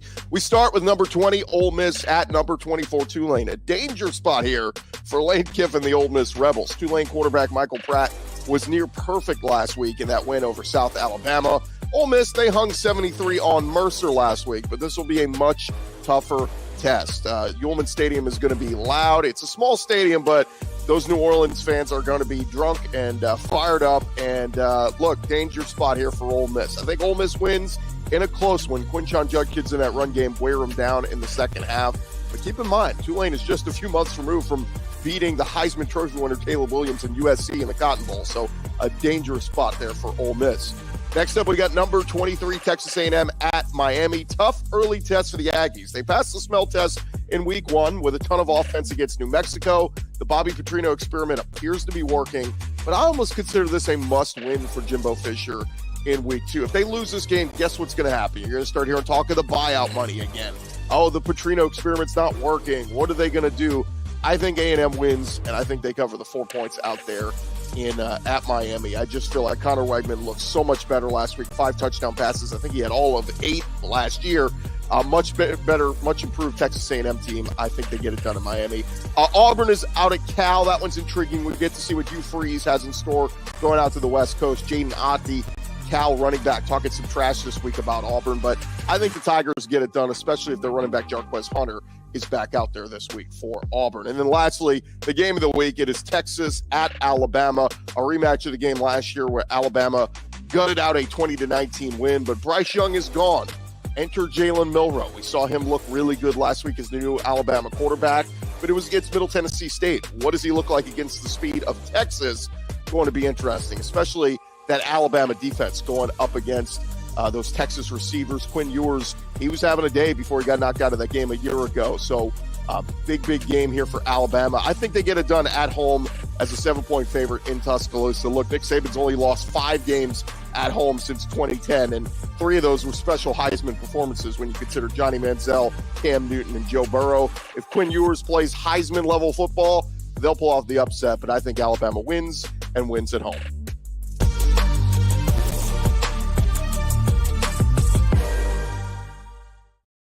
Guys, the only conference we're missing here, the ACC. Kenton Gibbs, what do you like over the East Coast? Well, I know that y'all, didn't get the ACC's conference confidential because y'all wanted to hear me and Donald talk about this thing on there since we got 2 ACC guys here. But let me tell you this. This, by all accounts, should be a boring week, right? We've only got 4 games in the entire conference that have single-digit lines. You're looking at Virginia Tech, Purdue. You're looking at UVA, James Madison. You're looking at Miami, Texas A&M. And you're looking at Pitt and Cincy. Now, with that being said, I'm sorry, I forgot NC State, Notre Dame in there as well, 5. But that's it, right? With that being said, I'd be a liar if I told you I'm 100% certain that all of these things hold. I mean, we had an NIU team that was terrible. Walk into Boston College's trap and take over their trap.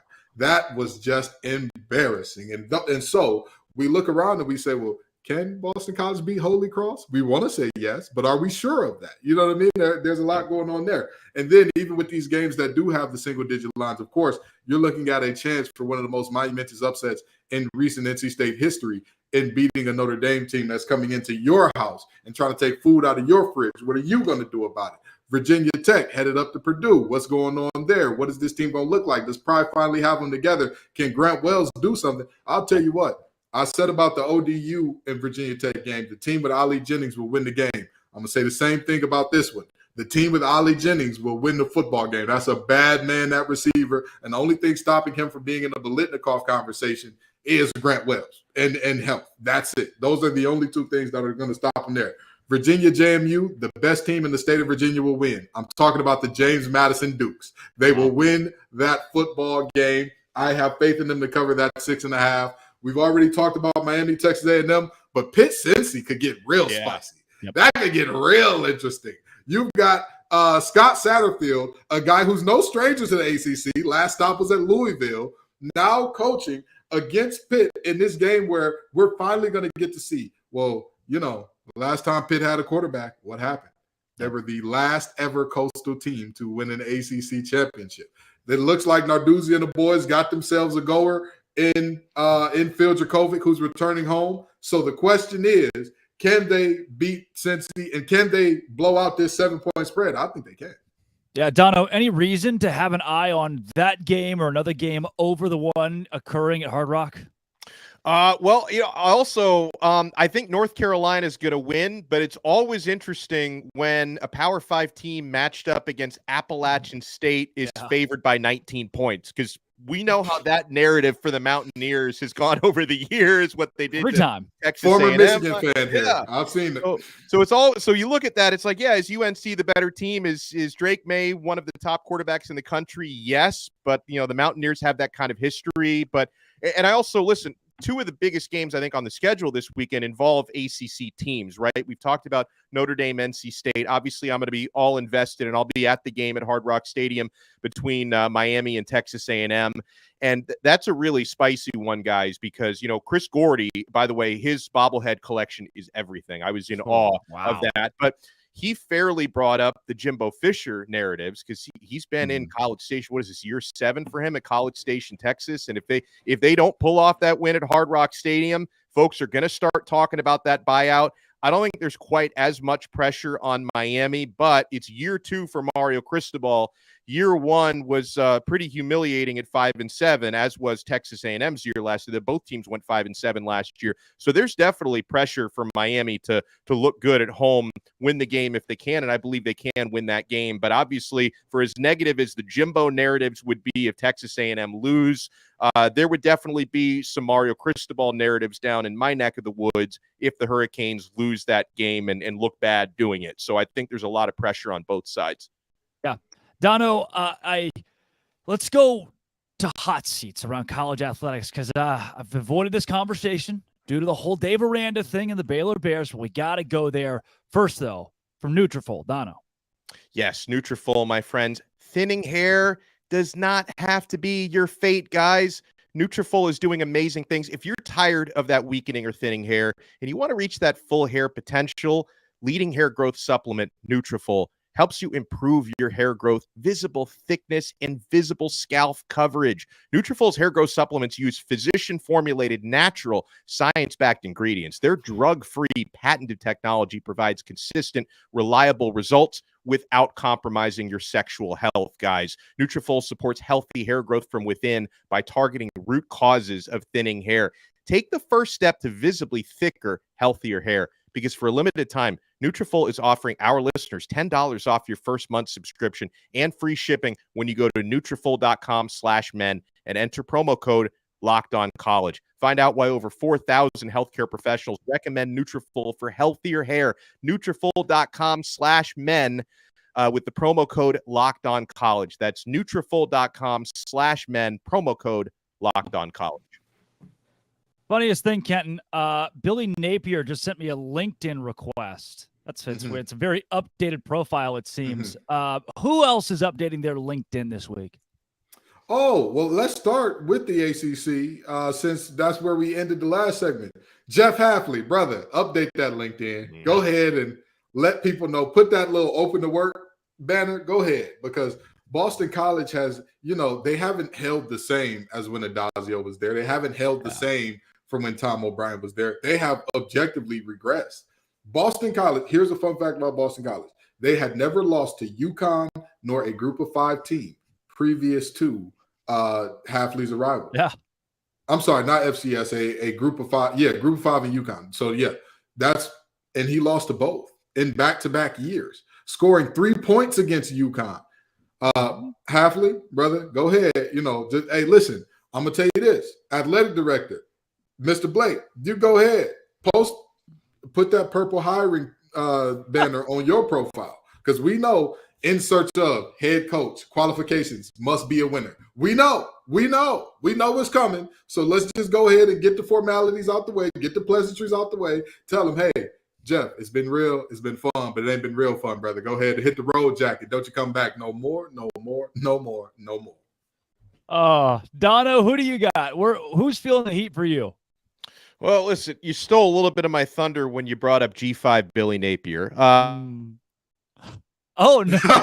They muted him. Did our production muted team? him? Yeah, Production muted. We have a Florida. We have the host of Locked On Florida, part of our production team, so that's why he got muted. Go ahead, Dono. Tell the truth.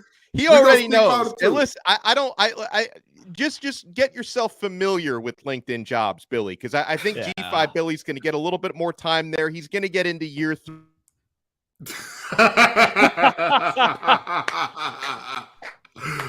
Dono, it's weird. Your mic's not working. Yeah, they can't mute the truth, Dono. Tell the truth on them. Tell them folks the truth. Bullying is working on me in this case, because I also want to remind folks that I don't know if Dabo Swinney even knows what the internet is, because he's so behind on everything else when it comes to NIL, recruiting policies. But if someone can direct Dabo to a computer, you might want to at least complete a LinkedIn profile. Okay, just complete that profile, because if the Tigers don't get back on track after getting blown out by Duke, he might need to spruce up that resume a little bit and log on to LinkedIn Jobs. Now, wait a minute. In Dabo's defense, and I hate to say this, because you're making me defend Dabo all willy-nilly. That hurts my pride. Friday's supposed to be a good day for me, Dono. Friday's supposed to be a great day, but here you go. Got me defending Dabo. Dabo has the type of leash where he can afford one actual down year. Because last year, everybody said, oh, that's a down year. No. That was a down year for Clemson. That wasn't actually a down year. Double-digit wins, New Year's Six Bowl, conference championship. That's not a down year. Now, he can afford one. If they go like 5-7, 6-6, something like 6-7 or whatever this year, he'll be okay.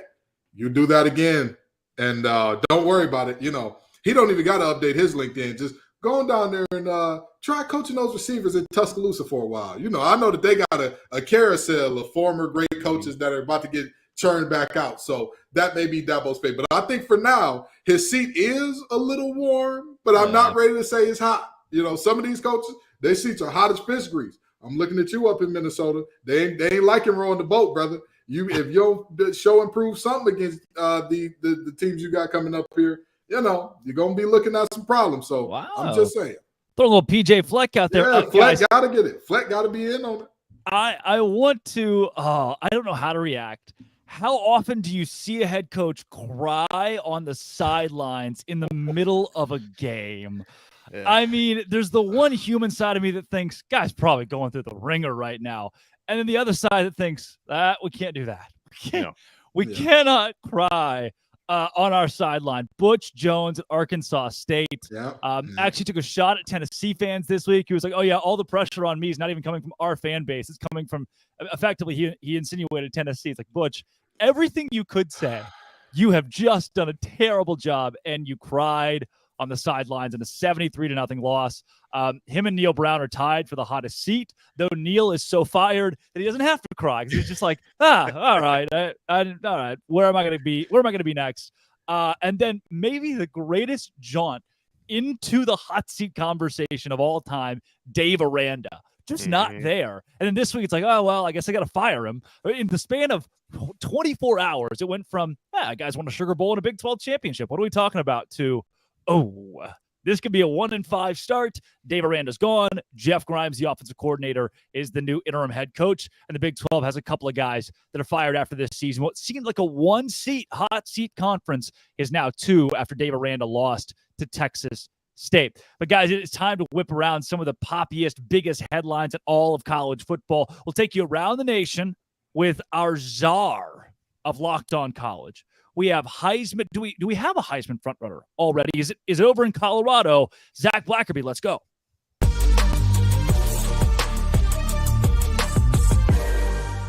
It's a Blackerby Blitz on College Football Kickoff Live. Zach Blackerby, host of Locked On Auburn, also the savant of the college channel.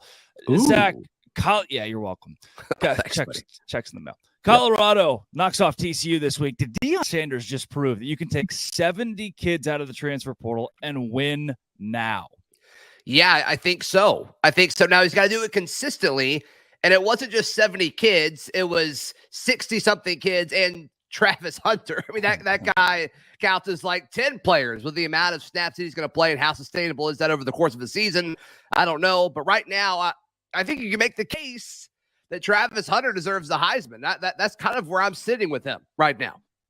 Wow. All right. Well, we can give Travis Hunter or TJ Finley the Heisman because TJ Finley, the old Auburn kid, put it on the Baylor Bears, a team that won the Big 12 and the Sugar Bowl now 2 years later, lost at home to Texas State, giving the Bobcats their first ever Power 5 victory.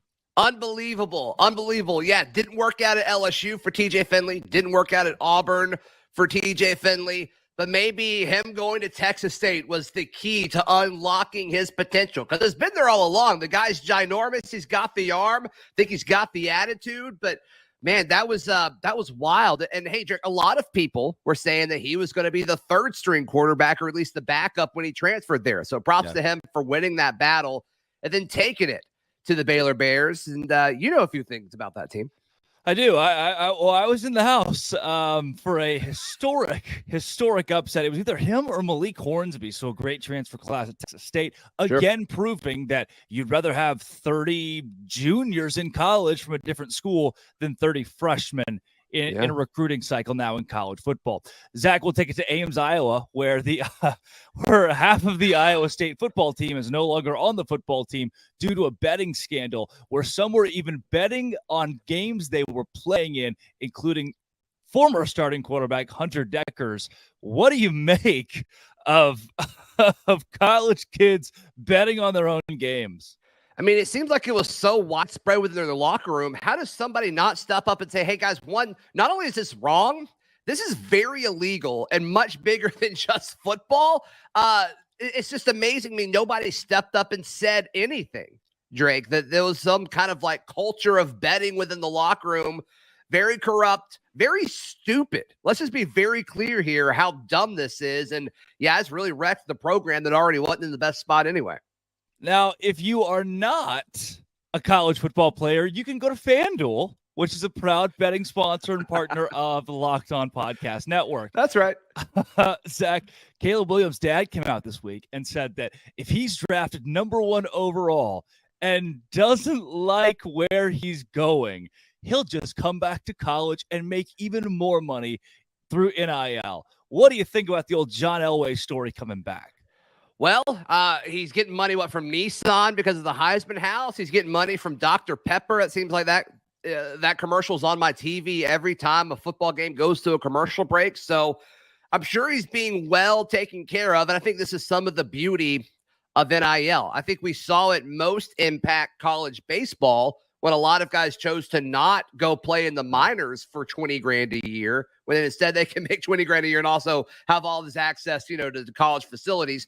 I think you're going to see some guys say, no, my gig right now is better than if I were to go to the NFL. And I think you're going to see it more in the later rounds. It's kind of interesting seeing it with a potential number 1 overall pick. But when you win the Heisman, you get that cheddar from more than just your school's collective, Drake. And I think, I don't know if he's going to necessarily make more in college, but look, I don't know if I'd want to go play for the Cardinals either. So I do not blame Caleb Williams if this is all true.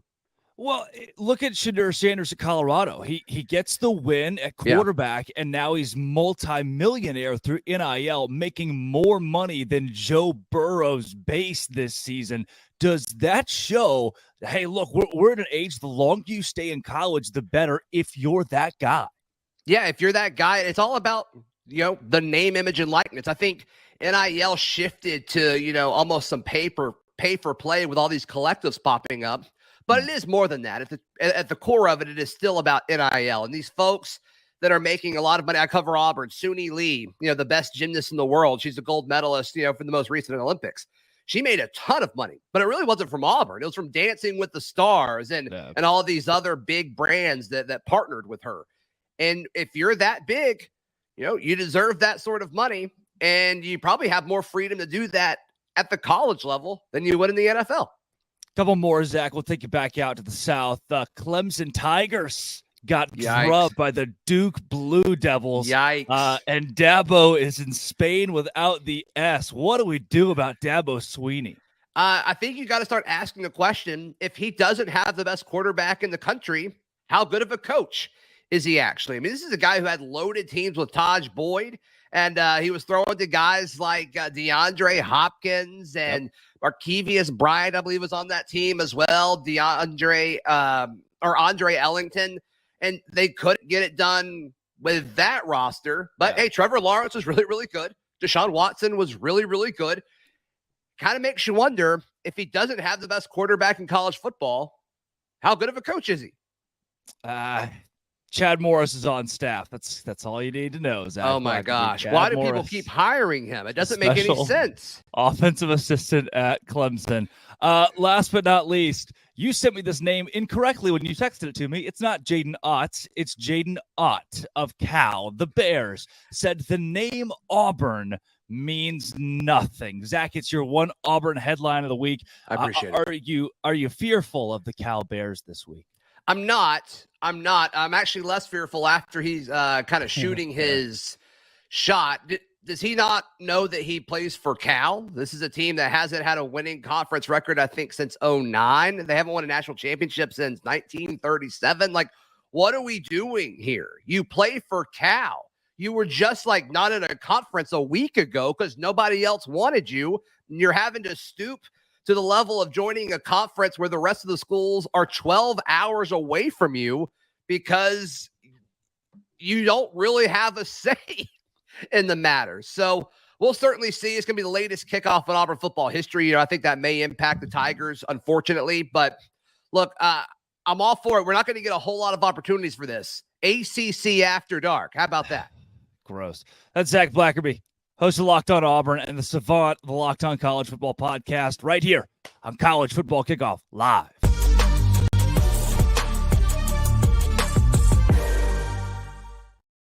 Wouldn't you know, that was me on Tuesday, and thanks to Nutrafol, this is me today.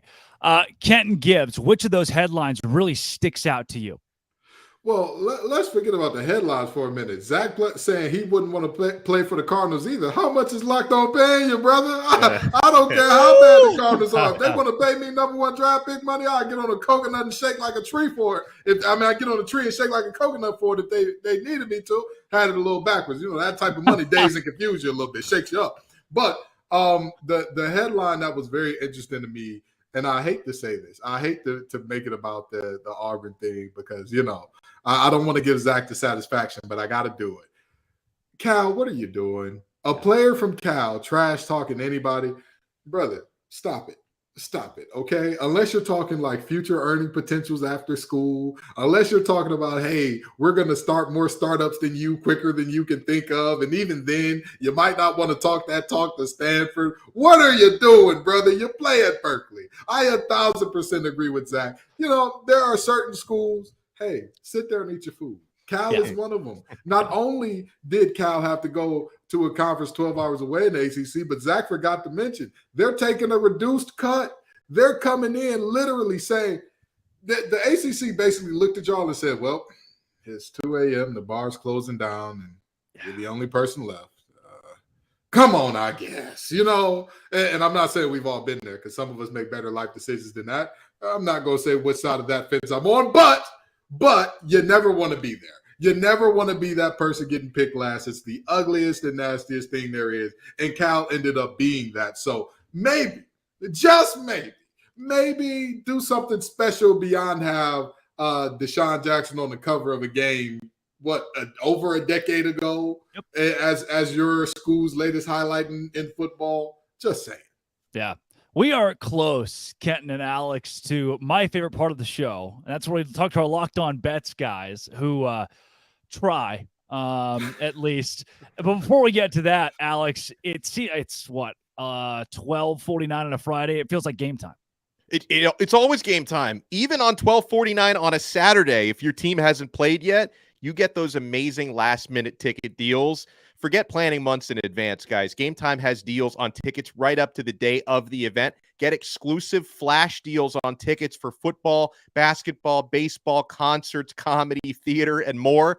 I used to get stressed out by the last-minute ticket experience. Now I embrace it. And the game time guarantee means you'll always get the best price. If you find tickets in the same section and row for less, Game Time will credit you 110% of the difference. So download the Game Time app, create an account, and use code LOCKEDONCollege for $20 off your first purchase. Terms apply. Again, create an account and redeem code LOCKEDONCollege for $20 off.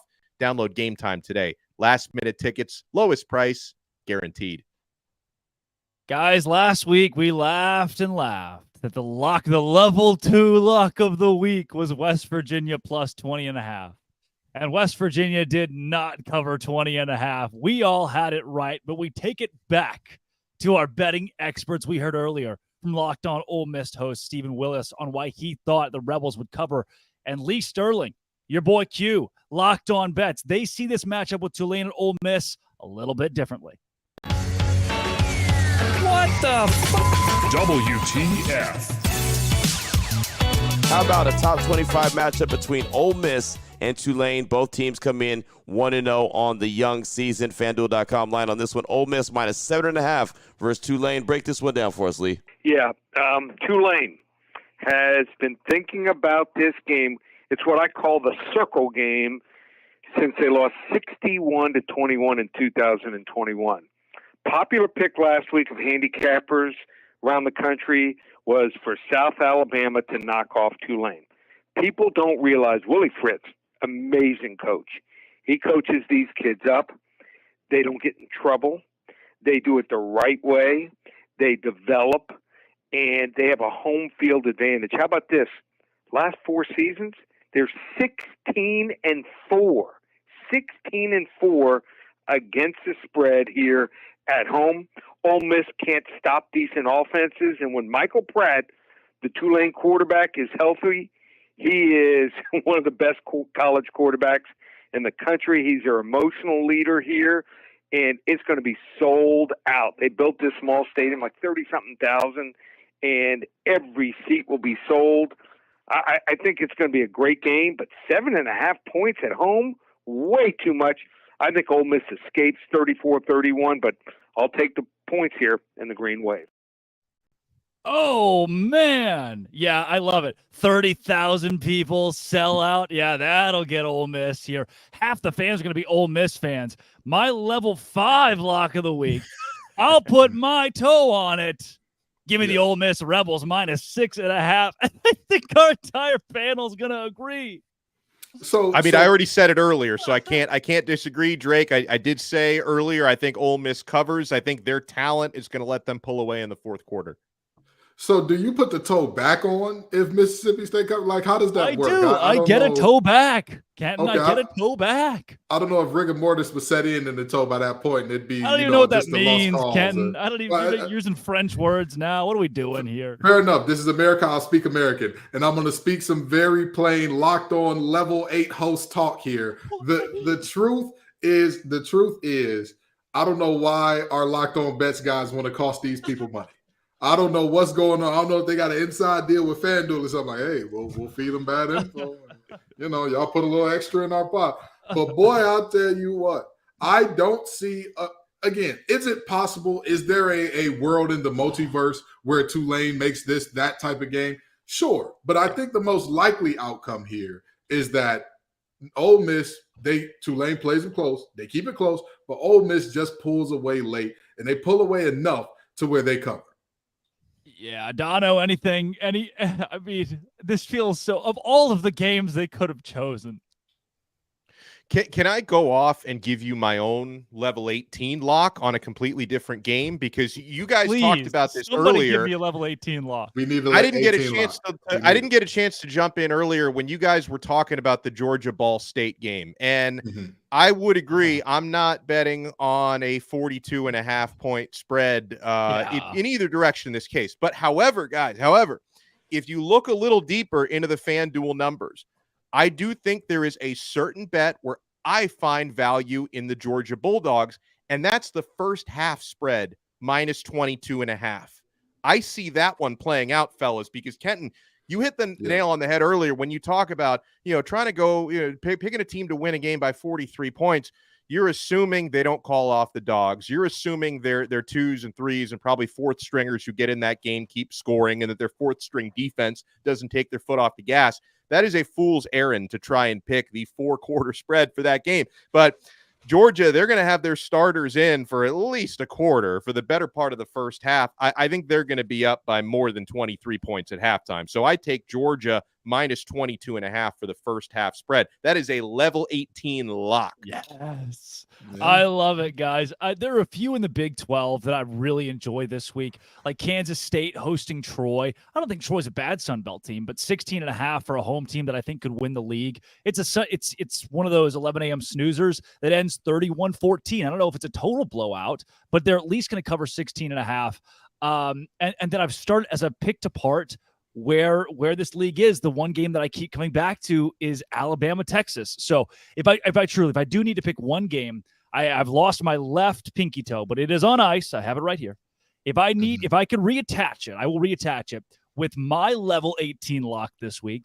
The Texas Longhorns plus 7. Some say 7.5. I would wait till kickoff because it keeps moving in the Bama direction.